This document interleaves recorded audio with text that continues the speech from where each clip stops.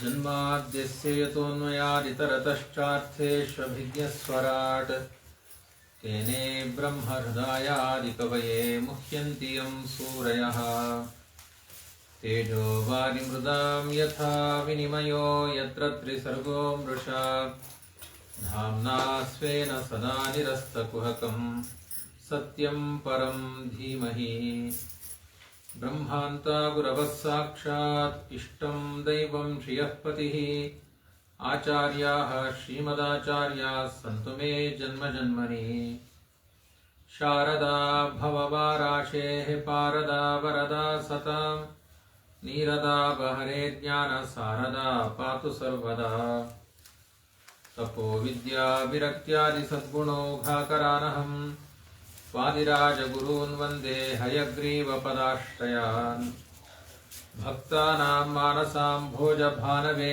कामधेनवे नमतां कल्पतरवे जयीन्द्रगुरवे नमः दुर्वादिध्वान्तरवये वैष्णवेन्दीवरेन्दवे श्रीराघवेन्द्रगुरवे नमोऽत्यन्तदयालवे तपस्वाध्यायशुश्रूषा कृष्णपूजारतं मुनिं विश्वेशमिष्टदं वन्दे परिव्राट् चक्रवर्तिनम् स्वस्त्यस्तु सताम् अशेषसन्मङ्गलानि भवन्तु। श्रीशुक उवाच शर्यातिर्मानवो राजन् बहिष्टः संबभूवः यो वा अंगिरसां सत्रे ದ್ವಿತೀಯಮಹರಧ್ಯಗಾತ್. ವೈವಸ್ವತ ಮನುವಿನ ಮಕ್ಕಳ ಚರಿತ್ರೆಯನ್ನು ಹೇಳ್ತಾ ಇದ್ರು.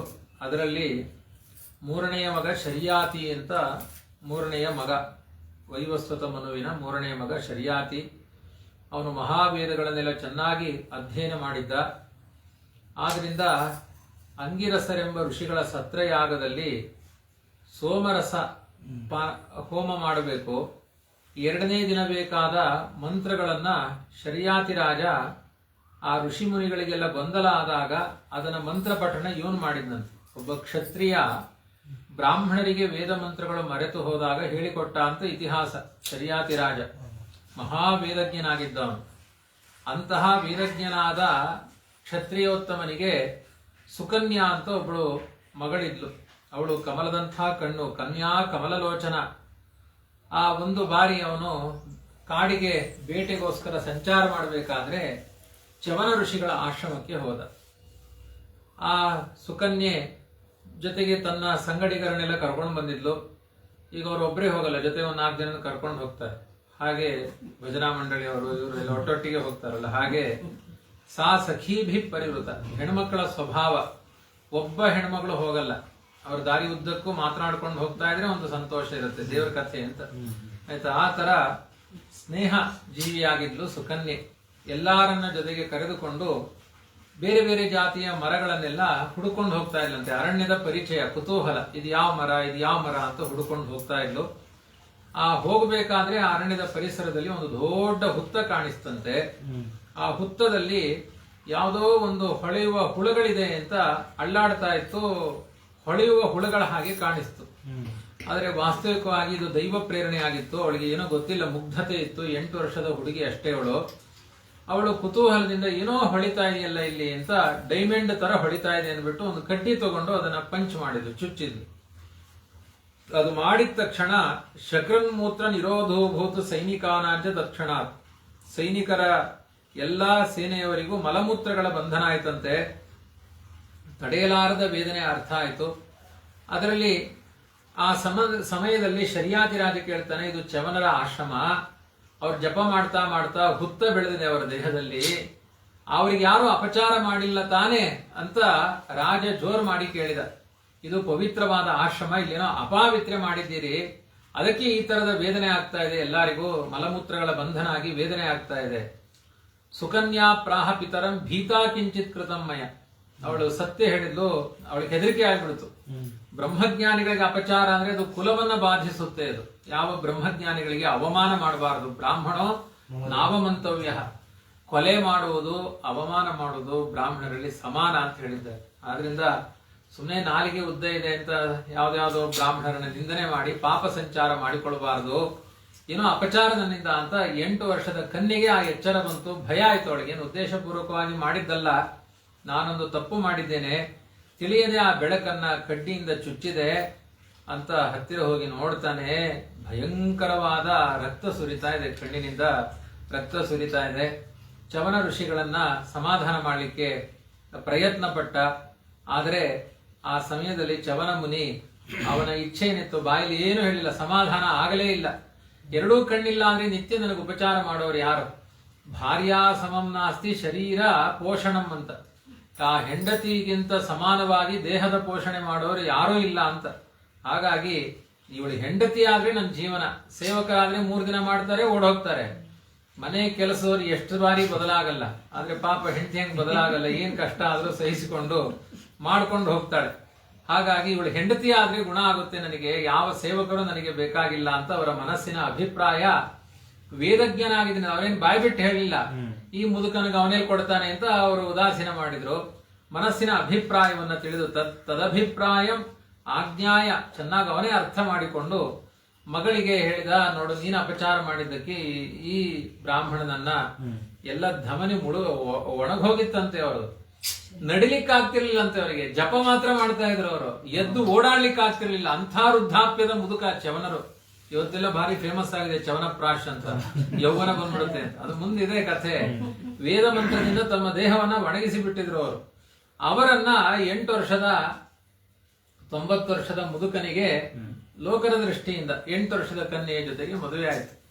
ಇದೇನು ದೊಡ್ಡ ಸಂಗತಿ ಇಲ್ಲ. ನಮ್ಮ ಅಪ್ಪನಿಗೆ 29 ವರ್ಷ, ನಮ್ಮ ಅಮ್ಮನಿಗೆ 7 ವರ್ಷ ಮದುವೆ ಆದಾಗ ಅದೆಲ್ಲ ಇದೆ ಆಯ್ತು. ಆದ್ರಿಂದ ಇದೆಲ್ಲ ಋಷಿ ಮುನಿಗಳ ಕಥೆಯಲ್ಲಿ. ಇನ್ನೂ ಹಿಂದೆ ಹೋದಾಗ ಈ ರೀತಿ ಆಯ್ತು. ಆ ಸಂದರ್ಭದಲ್ಲಿ ಸಂಕಟದಿಂದ ಪಾರಾಗಿ ಶರ್ಯಾತಿ ರಾಜ ಅವನು ಹೊರಟೋದ ಮನೆಗೆ. ಅವನು ಚವನ ಋಷಿಗಳು ಸ್ವಲ್ಪ ಮುಂಗೋಪಿಯಾಗಿದ್ರು. ಯಾಕೆಂದ್ರೆ ಅವರದು ಭಾರ್ಗವ ಗೋತ್ರ, ಸ್ವಲ್ಪ ಜಮದಗ್ನಿ ಗೋತ್ರ. ಸ್ವಲ್ಪ ನಿಮಗೆ ಹೇಳ್ತಾ ಇದ್ದಾರೆ, ನನಗೆ ತೋರಿಸಿದ್ರೆ ನಾನು ನಿಮಗೆ ಅದೇ ಸ್ವಲ್ಪ ಅದೇ ತುಂಬಾ ಒಂದೇ ಗೋತ್ರದವ್ರು ಇದೀವಿ. ಸುಕನ್ಯಾ ಚವನಂ ಪತಿಂ ಪರಮಕೋಪನಂ. ಗಂಡನ್ ಸ್ವಲ್ಪ ಸಿಟ್ಟು ಬೇಗ ಬರ್ತಿತ್ತು, ಹೃದಯದಲ್ಲಿ ಏನ್ ಸಿಟ್ಟಿರಲ್ಲ. ಹೇಳಿದ ತಕ್ಷಣ ಒಂದು ಠಕ್ ಅಂತ ಒಂದು ಏರುತ್ತೆ, ಆಮೇಲೆ ಹಿಡಿಯುತ್ತೆ. ಆ ಸಮಯದಲ್ಲಿ ಸುಕನ್ಯೆ ಅತ್ಯಂತ ಜಾಗರೂಕತೆಯಿಂದ, ಯಾಕೆಂದ್ರೆ ಗಂಡನ್ ಸಿಟ್ಟು ಬರಬಾರದಲ್ಲ, ಹಾಗಾಗಿ ಬೇಗ ಸಿಟ್ಟು ಬರುತ್ತೆ ಅಂತ ಗೊತ್ತಿದೆ. ಟಚ್ ಸ್ಕ್ರೀನ್ ತರ ಅದು. ಹಾಗಾಗಿ ನೋಡ್ಕೊಂಡು ಅನುಕೂಲ ಆಗೋ ಹಾಗೆ ಮನಸ್ಸನ್ನ ಅರ್ಥ ಮಾಡಿಕೊಂಡು ಉಪಚಾರ ಮಾಡ್ತಾ ಇದ್ಲು.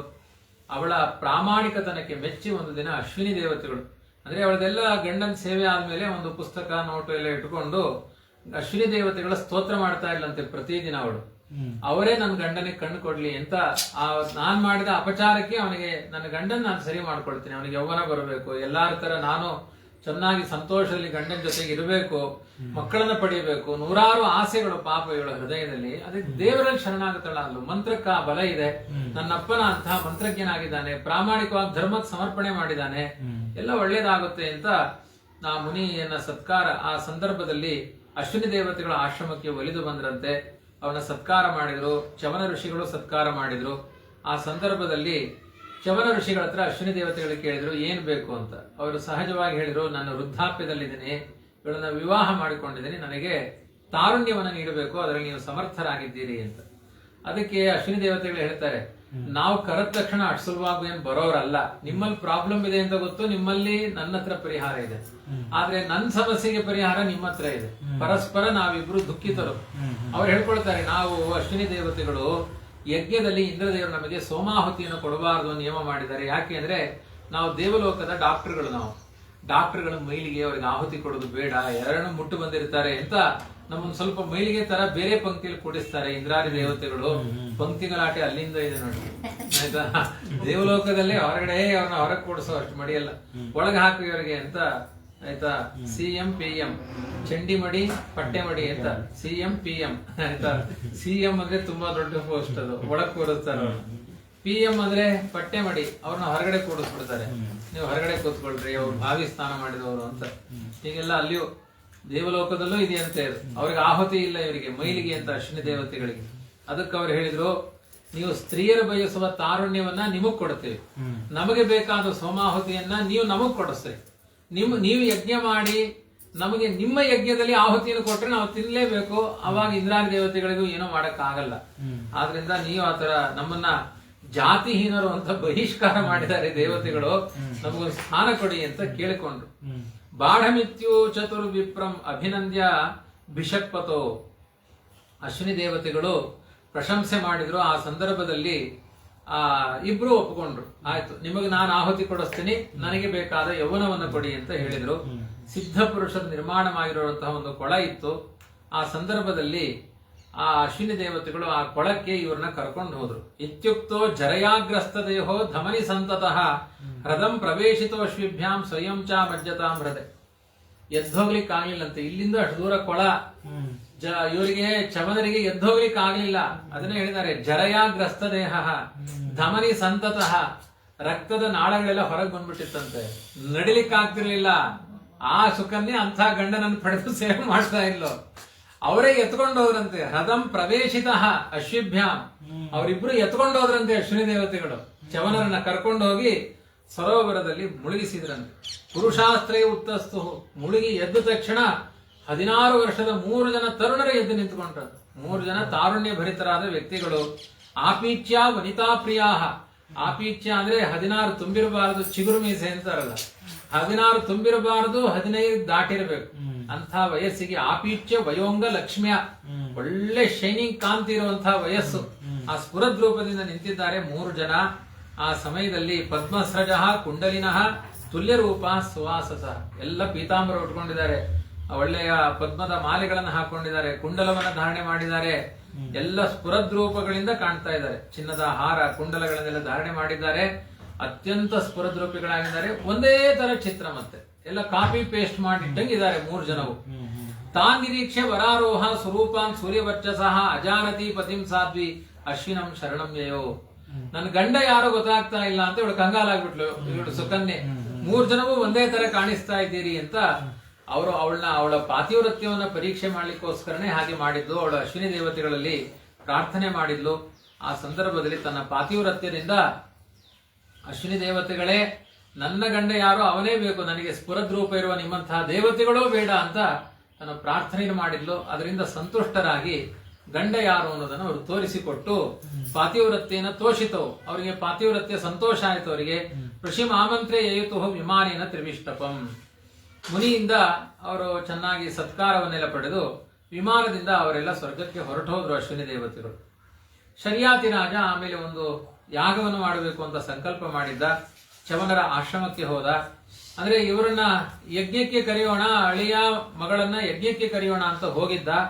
ಆ ಸಂದರ್ಭದಲ್ಲಿ ಶರ್ಯಾತಿಯ ಮಗಳಾದ ಸುಕನ್ಯೆ ಒಬ್ಬ ಸುಂದರ ತರುಣನ ಜೊತೆಗೆ ವಿಹಾರ ಮಾಡ್ತಾ ಕೂತಿದ್ರು.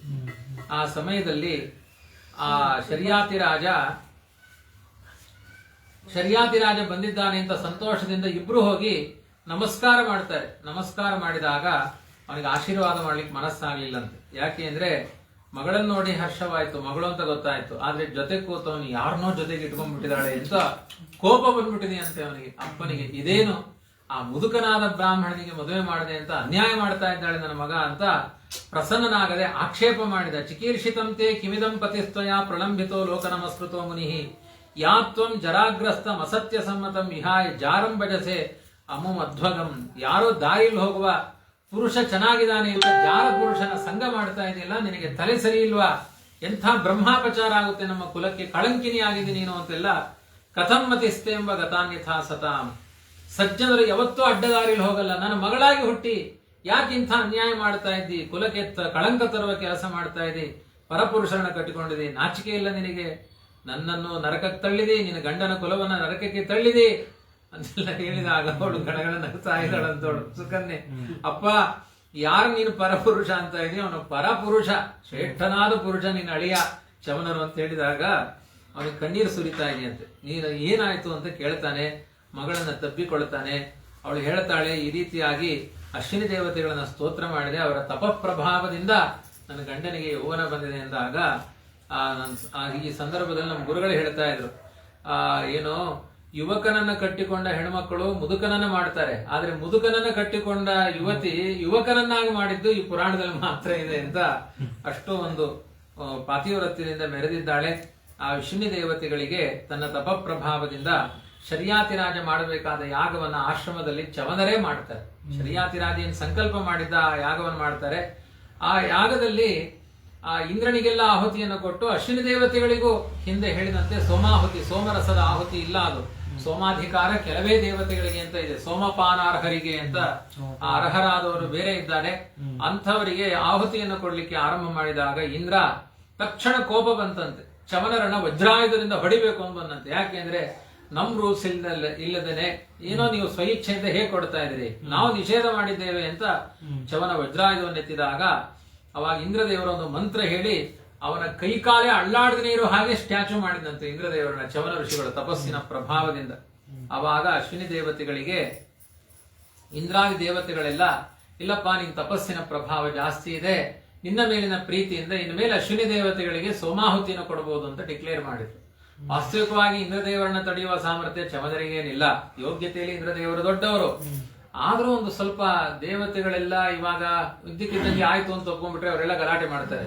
ಅದಕ್ಕೆ ನಾನೇನ್ ಮಾಡಿ ನೋಡಿ, ನನ್ನ ಕೈಯನ್ನೇ ಹಿಂಗ್ ನಿಲ್ಲಿಸ್ಬಿಟ್ಟ, ನಾನು ಏನ್ ಮಾಡ್ಲಿಕ್ಕಾಗುತ್ತೆ, ನನ್ನ ಕೈ ಉಳಿಸ್ಕೊಳ್ಬೇಕು ಅಂದ್ರೆ ನಾನು ಕೊಡ್ಲೇಬೇಕಾಯ್ತು ಅಂತ ಕೆಲವರು ಸುಮ್ನೆ ಹಂಗೊಂದು ಆಕ್ಟಿಂಗ್ ಮಾಡಿ ನೋಡಿದ್ರ ನನ್ನನ್ನೇ ಬೈದ್ರು ಅವರು ಅಂತೆಲ್ಲ ಹೇಳಿ ಹಿಂಗೆಲ್ಲ ದೇವತೆಗಳಿಂದ ಸುಧಾರಿಸುವ ಪದ್ಧತಿ ಇದೆ. ನಮ್ಮ ಅಸಹಾಯಕತನ ಒಂದ್ ಸ್ವಲ್ಪ ತೋರಿಸ್ಕೊಳ್ಬೇಕು, ನಾವೇನೋ ಮಾಡ್ಲಿಕ್ಕೆ ಆಗ್ಲಿಲ್ಲ ಅಂತ ಹೇಳಬೇಕು. ಆ ರೀತಿ ಸಮ್ಮತಿಯನ್ನು ಸೂಚಿಸಿ ಇನ್ನ ಯಾರ್ಯಾರು ವೈದ್ಯರು ಅಂತ ಬಹಿಷ್ಕಾರ ಮಾಡಿದ್ದೀರಿ ಆ ಇಂದ್ರಾದಿ ದೇವತೆಗಳೆಲ್ಲ ನಿರ್ಣಯ ಮಾಡ್ತಾರೆ. ಅಶ್ವಿನಿ ದೇವತೆಗಳಿಗೆ ಇನ್ನ ತಿರಸ್ಕಾರ ಮಾಡಬಾರದು, ಅವರಿಗೂ ಆಹುತಿಗಳನ್ನು ನೀಡಬೇಕು ಅಂತ ಮಡಿಪಂಕ್ತಿಗೆ ಬಂದ್ರು. ಅವರು ಮೈಲಿಗೆ ಪಂಕ್ತಿಲಿದ್ದವರಿಗೆ ಮಡಿಪಂಕ್ತಿ ಕೊಟ್ಟ ಕಥೆ ಇಲ್ಲಿ ಆಯ್ತಾ. ಅದಾದ್ಮೇಲೆ ಆ ದೃಷ್ಟಿಯಿಂದಲೇ ಶರ್ಯಾತಿ ಸುಕನ್ಯಾ, ಚವನ, ಇಂದ್ರ, ಅಶ್ವಿನಿ ದೇವತೆಗಳ ಪಾತ್ರ ಇರುವ ಈ ಕಥೆಯನ್ನು ಯಾರು ಚಿಂತನೆ ಮಾಡ್ತಾರೆ ಅವ್ರು ಪ್ರತಿದಿನ ಊಟ ಆದ್ರೆ ಕೈಗೆ ನೀರು ಹಾಕೊಂಡು ಕಣ್ಣಿಗೆ ಹಾಕಿಕೊಂಡ್ರೆ ಅವ್ರ ಗತಂ ನಷ್ಟಂಚ ಲಭ್ಯತೆ, ಕಣ್ಣು ಮತ್ತೆ ಹೋದ್ರೂ ಬರುತ್ತಂತೆ. ಶರ್ಯಾತಿಂಚ ಸುಕನ್ಯಾಂಚ ಚವನಂಚ ಇಂದ್ರಮಶ್ವಿನವ್ ಯಸ್ಮರಿಷ್ಯತಿ ವೈನಿತ್ಯಂ ತಸ್ಯ ಚಕ್ಷು ನ ನಶ್ಯತಿ. ಅವ್ರ ಕಣ್ಣು ಚೆನ್ನಾಗಿರುತ್ತೆ ಅಂತ ಹೇಳಿದ್ದಾರೆ. ಕಣ್ಣು ಕಾಯ್ಬೇಕು ಅಂದ್ರೆ ಇವ್ರ 5 ಜನರ ಹೆಸರನ್ನು ಹೇಳಬೇಕು ಅಂತ ಪುರಾಣದಲ್ಲಿ ನಿರ್ಣಯ ಮಾಡಿದ್ದಾರೆ.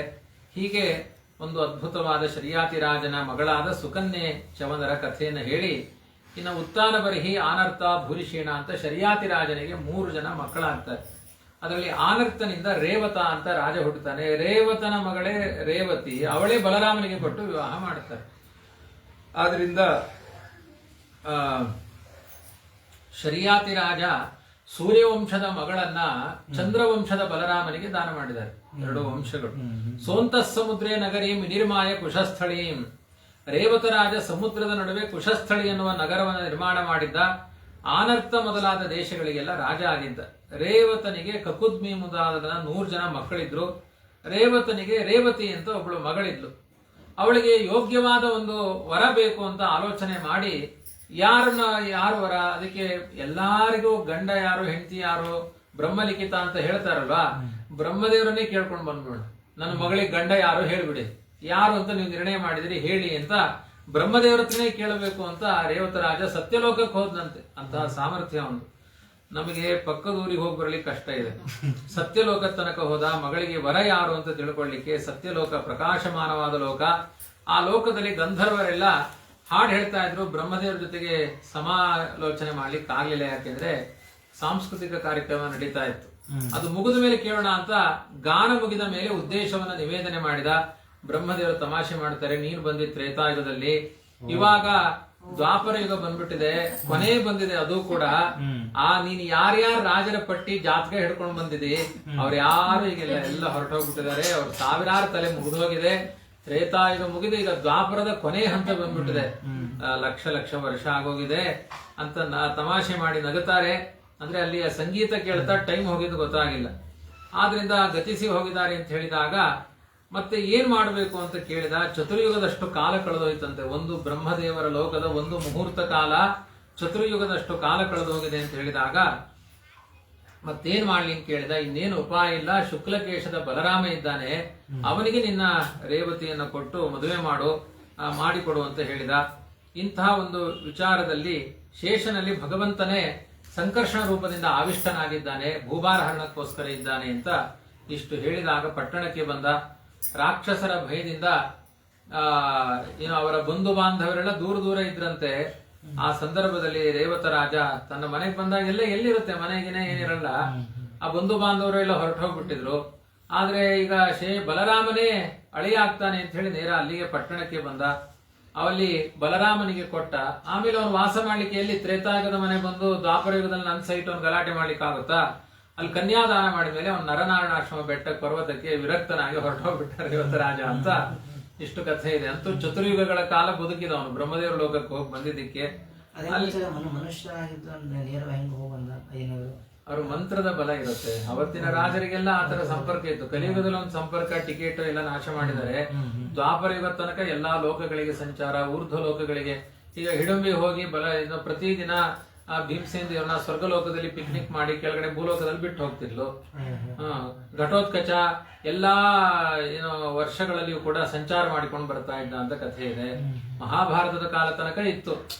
ಇವತ್ತು ಕೂಡ ಏನ್ ಬೆನ್ಸ್ ಕಾರ್ ಹತ್ತಿದ್ರೆ ಎಷ್ಟು ಫಾಸ್ಟ್ ಆಗಿ ಹೋಗ್ತಾರೆ ಅಂತ ಅವತ್ತಿನ ಕಾಲದವ್ರ ಕಥೆ ಕೇಳ್ತೀರ. ದುಡ್ಡೇ ಇಷ್ಟು ವ್ಯಾಪಾರ ಮಾಡಬೇಕಾದ್ರೆ ಅವತ್ತು ಧರ್ಮ ಇತ್ತು, ಅದು ಎಷ್ಟೆಲ್ಲ ವ್ಯಾಪಾರ ಮಾಡ್ತಾ ಇತ್ತು. ದುಡ್ಡಿಗಿಂತ ಶಕ್ತಿ ಧರ್ಮಕ್ಕೆ ಜಾಸ್ತಿ. ಹಾಗಾಗಿ ಇದೆಲ್ಲ ಅಸಂಭವ ಏನಲ್ಲ. ಶುಕಾಚಾರ್ಯ ಹೇಳ್ತಾರೆ, ಇಲ್ಲಿ ಒಂದು ಅಧ್ಯಾಯ ಮುಗಿತು.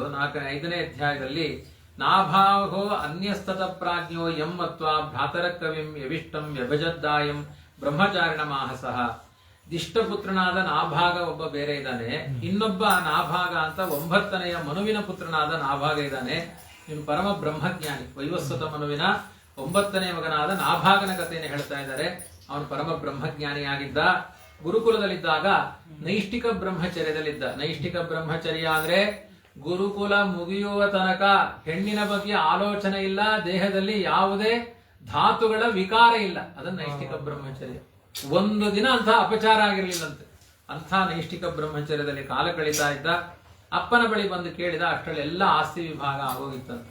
ಅವ್ರು ಹೇಳ್ತಾರೆ, ನೀವು ಬರ್ತೀಯೋ ಇಲ್ಲೋ ಗುರುಕುಲದಿಂದ ಅಂತ ಡೌಟ್ ಬಂತು. ಎಲ್ಲಾರು ಆಸ್ತಿ ಬಳ್ಕೊಂಡು ತಗೊಂಡ್ಬಿಟ್ಟಿದ್ದಾರೆ. ಗಲಾಟೆ, ಆಸ್ತಿ ಗಲಾಟೆ. ಇವನ್ ಗಲಾಟೆಗೆ ಹೋಗ್ಲಿಲ್ಲಂತೆ. ಎಲ್ಲಾ ಸಹೋದರರು ತಗೊಂಡ್ಬಿಟ್ಟಿದ್ದಾರೆ. ಅದಕ್ಕೆ ನಿನಗೆ ನಾಭಾಗ ಅಂತ ಮೊದಲೇ ಹೆಸರಿಟ್ಬಿಟ್ಟಿದ್ದೀನಿ. ಭಾಗ ಆದ್ರಿಂದ ನೀನ್ ನಾಭಾಗ, ನಿನಗೆ ಯಾವ ಪಾಲಿಲ್ಲ ಅಂತ ಹೇಳಿದ್ರು. ಅದಕ್ಕೆ ನನ್ನ ಪಾಲಿಗೆ ಯಾವ ಆಸ್ತಿಯನ್ನು ಕೊಡ್ತೀರಿ ಹಾಗಾದ್ರೆ ಅಂತ ಕೇಳಿದ. ಅದು ಯಾವುದೋ ಕೊಡಲ್ಲ, ಏನ್ ಕೊಡ್ತೀರಿ ಅಂತ ಕೇಳಿದ. ಅವಾಗ ಅವನು ಹೇಳಿದ, ಆ ವೈವಸ್ವತವನು ಹೇಳಿದ, ನೀನು ಯಾವ ಪಾಲನ್ನು ಬಯಸಬೇಡ, ನಿನಗೆ ದೈವಿ ಸಂಪತ್ತಿದೆ. ಜ್ಞಾನಿಗಳಾದ ಅಂಗಿರಸರು ಒಂದು ಸತ್ರಯಾಗವನ್ನು ಮಾಡ್ತಾ ಇದ್ದಾರೆ.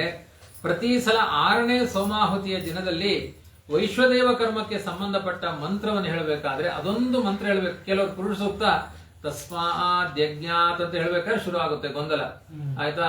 ರುಚ ಸಾಮಾನ್ಯ ಜಗ್ಗಿರಿ ಹೇಳ್ಬೇಕಾ, ಯಜುತ್ ತಸ್ಮಾತ್ ಅಜ ಆಯ್ತಾ ಹೇಳ್ಬೇಕಾ ಅಂತ ಅಲ್ಲಿ ತಸ್ಮಾ ನಿಂತು ಹೋಗ್ಬಿಡುತ್ತೆ. ಅದು ಪ್ರತಿದಿನ ಒಂದು ಪುರುಷ ಸೂಕ್ತಲ್ಲಿ ಕೆಲವರು ಪುರುಷ ಸೂಕ್ತ ಹೇಳೋರಿಗೆ ಡೌಟ್ ಬರ್ತಾ ಇರುತ್ತೆ. ಹಾಗೆ ಅದೆಲ್ಲ ಆಮೇಲೆ ನೋಡ್ತಾ ಆಯ್ತಾ. ಅದೇ ತರನೇ ಯಾರಿಗೆ ಸಂಶಯ ಬಂತಂತೆ, ಇರ್ಲಿ ಅಲ್ಲೇ ಇಟ್ಕೊಂಡಿರೋ, ನೋಡಿಸ್ಬೇಡ. ಆ ಸಂದರ್ಭದಲ್ಲಿ ಸಂಶಯ ಬರುತ್ತೆ ಅವರಿಗೆ. ಆಂಗಿರಸವರಿಗೆ 6ನೇ ಸೋಮಾಹುತಿಯ 6ನೇ ದಿನದ ಮಂತ್ರದಲ್ಲಿ ಮಂತ್ರಗಳ ವಿಷಯದಲ್ಲಿ ಗೊಂದಲ ಇದೆ. ಅದು ನೀನ್ ಚೆನ್ನಾಗಿ ಓದಿದೆ, ನೀನ್ ಹೇಳಿಕೊಡು, ಡೌಟ್ ಕ್ಲಿಯರ್ ಮಾಡಿ. ಯಾವತ್ತೂ ಡೌಟ್ ಬರದೇನೆ ಇರೋ ಹಾಗೆ ನೀನ್ ಹೇಳಿಕೊಡು, ಸಂತುಷ್ಟರಾಗಿ ಯಥೇಷ್ಟ ನಿನಗೆ ಸಂಪತ್ತನ್ನು ಕೊಟ್ಟು ಹೋಗ್ತಾರೆ ಅಂತ. ಅವನ ಬ್ರಹ್ಮಜ್ಞಾನ ಎಂಥದ್ದು, ವೈವಸ್ವತ ಮನುವಿನ 6ನೇ ದಿನ ಅವ್ರ ಮಂತ್ರ ವಿಪರ್ಯಾಸ ಆಗುತ್ತೆ. ಅಲ್ಲಿ ನಿನಗೆ ಹೇಳಿಕೊಡುವ ಯೋಗ್ಯತೆ ಇದೆ ಎಲ್ಲ. ಎಷ್ಟು ಬ್ರಹ್ಮ ಅವರಿಗೆ ಮುಂದಿನ ಜ್ಞಾನ ಹೇಗಿರುತ್ತೆ. ಹಾಗಾಗಿ ಅವರೆಲ್ಲ ವಿಶ್ವೇ ದೇವತಕವಾದ ಸೂತ್ರವನ್ನ ಶಂಸನ ಮಾಡುವ ಆ ಮಂತ್ರಗಳನ್ನ, ಸೂಕ್ತಗಳನ್ನ ಉಳಿದ ದಿನವನ್ನು ನಿನ್ನ ಕೊಡ್ತಾರೆ ಅಂತ ಹೇಳಿದ. ಹಾಗೆ ನಾಭಾಗ ಅವ್ರು ಮಾಡಿದ ಹೇಳಿದ ಎಲ್ಲ ಬಂಗಾರ ಸುವರ್ಣಮಯವಾದ ವೇದಿಕೆಗಳಲ್ಲಿ ಹೋಮ ಮಾಡಿದ್ರು. ಸಂತುಷ್ಟರಾಗಿ ಋತ್ವಿಜರೆಲ್ಲ ಹೋಗಬೇಕಾದ್ರೆ ಆಂಗಿರಸ ಋಷಿಗಳು ಉಳಿದ ಎಲ್ಲಾ ಸಂಪತ್ತು ನಿನಗೆ ಅಂತ ಹೇಳಿ ಹೊರಟೋಗ್ಬಿಟ್ರು. ಅದು ಬಂಗಾರದ ಅರಮನೆ ನಿರ್ಮಾಣ ಮಾಡುವಷ್ಟು ಸಂಪತ್ತಿತ್ತಂತೆ. ಅಷ್ಟು ಸಂಪತ್ತೆಲ್ಲ ಗಂಟು ಮೂಟೆ ಕಟ್ಟಿ ಏನೇನೆಲ್ಲ ಮಾಡಿ ಒಂದಷ್ಟು ಜನ ಕರೆದು ಎಲ್ಲರೂ ಒಟ್ಟು ಮಾಡ್ತಾ ಇದ್ದ. ಇನ್ನೇನ್ ತಗೊಂಡು ಹೋಗ್ಬೇಕು ಅನ್ಬೇಕಾದ್ರೆ ಪುರುಷ ಕೃಷ್ಣ ದರ್ಶನ, ಒಬ್ಬ ಕಪ್ಪಗಿನ ಪುರುಷ ಬಂದು ಎದುರುಗಡೆ ನಿಂತ್ಕೊಂಡು ಹೇಳ್ತಾನೆ. ಉತ್ತರ ಭಾಗದ ಯಾಗಶಾಲೆಯಿಂದ ಬಂದು ಹೇಳ್ತಾನೆ, ಈ ಸಂಪತ್ತೆಲ್ಲ ಯಾಕೆ ತಗೊಳ್ತಾ ಇದೆ? ಇಲ್ಲ, ಉತ್ತರ ದಿಕ್ಕಿನಲ್ಲಿರುವ ಸಂಪತ್ತೆಲ್ಲ ನಿನಗೆ ಅಂತ ಹೇಳಿದ್ದಾರೆ, ಈ ಭಾಗದ ಸಂಪತ್ತನ್ನು ತೆಗೆದುಕೊಳ್ತಾ ಇದ್ದಾನೆ ಅಂತ ಹೇಳಿದಾಗ ಅದು ಹೇಳಿದ, ಇದು ಋಷಿಗಳು ನನಗೆ ಕೊಟ್ಟಿದ್ದು ಅಂತ ಹೇಳಿದ್ರೆ, ಇಲ್ಲ ಇಲ್ಲ ಇದೆಲ್ಲ ಯಾರಿಗೆ ಸಂಬಂಧಪಟ್ಟಿದ್ದು ಅಂತ ನಿಮ್ಮ ಅಪ್ಪನ ಹತ್ರ ಕೇಳಿಕೊಂಡ್ವಾ, ಇದೆಲ್ಲ ನನಗೆ ಸಂಬಂಧಪಟ್ಟಿದ್ದು ಅಂತ ಆ ಪುರುಷ ಗಲಾಟೆ ಮಾಡ್ತಾನೆ. ಆ ಸಮಯದಲ್ಲಿ ಗೊಂದಲ ಪರಿಹಾರ ಆಗ್ಬೇಕಲ್ಲ, ಅದಕ್ಕೆ ಆ ಪುರುಷ ಹೇಳ್ತಾನೆ, ಒಂದು ಕೆಲಸ ಮಾಡು, ನೀನು ಬರೋ ತನಕ ಇಲ್ಲೇ ಇರ್ತೀನಿ, ನಿಮ್ಮ ಅಪ್ಪನ ಹತ್ರ ಹೇಳು, ನನ್ನ ಲಕ್ಷಣ ಹೇಳು, ಹೀಗೆ ಕಪ್ಪಗಿನ ಪುರುಷ ಬಂದಿದ್ದಾನೆ, ಅವನು ಕೇಳ್ತಾ ಇದ್ದಾನೆ, ನನಗೆ ಕೊಡ್ತಾ ಇಲ್ಲ ಅಂತ ಹೇಳು, ಅವನು ಏನ್ ಹೇಳ್ತಾನೆ ಹಾಗೆ ನಾನು ಕೇಳ್ತೀನಿ ಅಂತ ಹೇಳ್ತಾನೆ. ಅಪ್ಪನ ಹತ್ರ ಹೋಗಿ ಹೇಳಿದಾಗ ಅವನು ಹೇಳ್ತಾನೆ, ಅಪ್ಪ ಇಲ್ಲ ಇಲ್ಲ, ಅದು ಅವನಿಗೆ ಸಂಬಂಧಪಟ್ಟಿದ್ದು, ಬಂದವನು ಯಾರು ಅಲ್ಲ, ರುದ್ರದೇವರೇ ಆ ರೂಪದಲ್ಲಿ ಬಂದಿದ್ದಾರೆ, ವಿಷ್ಣು ಯಾಗದ ಉಚ್ಚಿಷ್ಟ ಸ್ವೀಕಾರ ಮಾಡ್ಲಿಕ್ಕೆ ರುದ್ರದೇವರು ಬಂದಿದ್ದಾರೆ, ಹಾಗಾಗಿ ಅದನ್ನು ಕೊಟ್ಬಿಡು. ಅಲ್ಲ ಅಪ್ಪ, ಮನೆ ಆಸ್ತಿಯೂ ಇಲ್ಲ, ಯಜ್ಞ ನೀವು ಅಂದದ್ದು ಇಲ್ಲ, ನನ್ನ ಜೀವನ ಹೇಗೆ ನಡಿಬೇಕು ಅಂದ್ರೆ ಆ ಪುರುಷನ ಹತ್ರನೇ ಹೋಗಿ ಕೇಳು, ಅವರೇ ನಿನಗೆ ಮಾರ್ಗದರ್ಶನ ಮಾಡ್ತಾರೆ, ದೊಡ್ಡವರಿದ್ದಾರೆ, ಅವರು ಬಂದವರು ರುದ್ರದೇವರಿದ್ದಾರೆ ಅಂತ.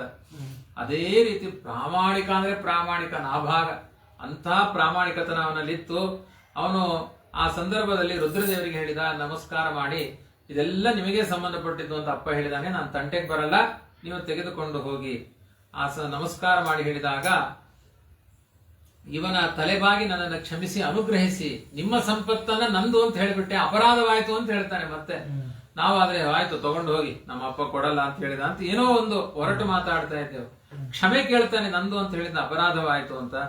ಆವಾಗ ಹೇಳ್ತಾನೆ, ನಿನ್ನ ಅಪ್ಪ ಧರ್ಮಾತ್ಮ ಇದ್ದಾನೆ, ಸತ್ಯ ಹೇಳಿದಾನೆ, ಮಗನು ಮೋಹದಲ್ಲಿ ತಪ್ಪು ಮಾತಾಡ್ಲಿಲ್ಲ, ನೀನು ಮೋಹದಿಂದ ಅದನ್ನು ಬೇಕು ಅಂತ ಆಸೆ ಪಡ್ಲಿಲ್ಲ, ಧರ್ಮಾತ್ಮನಾಗಿದಿ. ಆದ್ರಿಂದ ವೈಶ್ವದೇವ ಸೂಕ್ತ ದ್ರಷ್ಟಾರನಾದ ನೀನು ಬ್ರಹ್ಮಜ್ಞಾನವನ್ನು ಹೊಂದಿದಿ, ಅಧ್ಯಯನ ಇಲ್ಲದೆ ನಿನಗೆ ಎಲ್ಲಾ ಮಂತ್ರಗಳು, ಇನ್ನು ಮುಂದೆ ನೀನು ಯಾವ ಗುರುಕುಲಕ್ಕೆ ಹೋಗಬೇಕಾಗಿಲ್ಲ, ಯಾವ್ಯಾವ ವೇದ ಪುಸ್ತಕಗಳಲ್ಲಿ ಏನೇನು ಮಂತ್ರಗಳಿದೆ ನೀನು ಕಣ್ಣು ಮುಚ್ಚೆ ನೀನು ಕಾಣಿಸ್ಬೇಕು, ಗೂಗಲ್ ಮ್ಯಾಪ್ ತರ. ಆ ತರ ನಿನಗೊಂದು ವರ ಕೊಟ್ಟಿದ್ದೀವಿ ಅಂತ ರುದ್ರದೇವರು ಅಂತ ವರ ಕೊಡ್ತಾರೆ. ಚಾಟ್ GPT ಯಾವುದು ಬೇಡ, ಸುಮ್ಮನೆ ಕಣ್ಣು ಮುಚ್ಕೊಂಡು ಯಾವ ಮಂತ್ರ ಅಂತ ಕೇಳಿದ್ರೆ ಠಕ್ ಅಂತ ಫ್ಲಾಶ್ ಆಗುತ್ತೆ. ಆ ತರ ಒಂದು ವರವನ್ನು ಕೊಟ್ಟು ಆ ಸಂಪತ್ತೆಲ್ಲ ಅಕ್ಷಯವಾಗಲಿ ಅಂತ ರುದ್ರದೇವರು ದಾನ ಮಾಡಿ ಹೋಗ್ತಾರೆ. ರುದ್ರದೇವರು ದಾನ ಮಾಡಿದ ಮೇಲೆ ಅದನ್ನೆಲ್ಲ ಸ್ವೀಕಾರ ಮಾಡಿ ರುದ್ರದೇವರು ಅದೃಶ್ಯನಾಗ್ಬಿಡ್ತಾರೆ. ಅವನ ಏಕಾಗ್ರ ಮನಸ್ಸಿನಿಂದ ನಾಭಾಗ ಪಿತೃಭಕ್ತಿಯಲ್ಲೇ ಮೆರೆದ, ಆ ವಿಶೇಷವಾಗಿ ಬ್ರಹ್ಮಜ್ಞಾನಿಯಾಗಿದ್ದ, ಮಂತ್ರಜ್ಞಾನಿಯಾಗಿದ್ದ, ತತ್ವಜ್ಞಾನಿಯಾಗಿದ್ದ. ಅವನು ಕಾಲಾಂತರದಲ್ಲಿ ಪರಮಾತ್ಮನನ್ನು ಹೊಂದಿದ, ಬಂಗಾರದ ಅರಮನೆಯನ್ನು ಕಟ್ಟಿಕೊಂಡವನು. ಅದರಿಂದ ಹಿರಿಯರ ಜ್ಞಾನಿಗಳ ತಂದೆ ತಾಯಿಗಳ ಅನುಗ್ರಹಕ್ಕೆ ಪಾತ್ರರಾಗಬೇಕು ಅನ್ಲಿಕ್ಕೆ ಇದೆರಡು ಕಥೆ. ಸುಕನ್ಯಾ ಅಪ್ಪನ ಮಾತು ಕೇಳಿದ್ಲು, ಗಂಡನಿಗೆ ಯೌವನ ಬಂತು, ಇವನು ಅಪ್ಪನ ಮಾತು ಕೇಳಿದ, ಅವನಿಗೆ ಮೋಕ್ಷಕ್ಕೆ ಯೋಗ್ಯವಾದ ಜ್ಞಾನ ಬಂತು. ಆದ್ರಿಂದ ಗುರು ಹಿರಿಯರ ಮಾತನ್ನ ಕೇಳಬೇಕು, ಅವರನ್ನು ತಗೊಂಡೋಗಿ ವೃದ್ಧಾಶ್ರಮಕ್ಕೆ ಸೇರಿಸ್ಬಿಡಬಾರದು ಅಸಮ್ಮತವಾಗಿ ಅಂತ ಅರ್ಥ. ಶುಕಾಚಾರ್ಯ ಹೇಳ್ತಾರೆ, 2 ಅಧ್ಯಾಯ ಮುಗಿತೀಗ, ಈಗ 6ನೇ ಅಧ್ಯಾಯ. ನಾ ಭಾಗಾದಂಬರೀಶೋ ಭೂತ್ ಮಹಾಭಾಗವತ ಕೃತಿ ನಾಸ್ಪೃಶದ್ ಬ್ರಹ್ಮಶಾಪೋಪಿ ಚಕ್ರ ಪ್ರತಿಹತ ಕ್ವಚಿತ್. ಈ ತಂದೆ ಮಗ ಅವರಿಬ್ಬರ ತಪಸ್ಸಿನ ಪುಣ್ಯದಿಂದ ಅಂಬರೀಷ ಅಂತ ಅತ್ಯಂತ ಶ್ರೇಷ್ಠನಾದ ಬ್ರಹ್ಮಜ್ಞಾನಿ, ವಿಷ್ಣು ಭಕ್ತ, ಪರಮ ಭಾಗವತ, ಮಹಾಪುಣ್ಯವಂತ ಅವನ ಅವತಾರವಾಗಿದೆ. ಅವನ ಮಹಿಮೆ ಎಂತಹದ್ದು ಅಂದ್ರೆ ರುದ್ರದೇವರ ಶಾಪಕ್ಕೂ ಅಂಜಲಿಲ್ಲ ಅವನು. ಅಂಥ ಒಂದು ವಿಷ್ಣು ಚಕ್ರದ ಪ್ರಭಾವದಿಂದ ರುದ್ರಾದಿ ದೇವತೆಗಳ ಶಾಪವೂ ಅವನಿಗೇನು ಮಾಡ್ಲಿಕ್ಕಾಗ್ಲಿಲ್ಲ. ಅಂತಹ ಪ್ರಭಾವಯುತನಾದವನು ಅಂಬರೀಷ.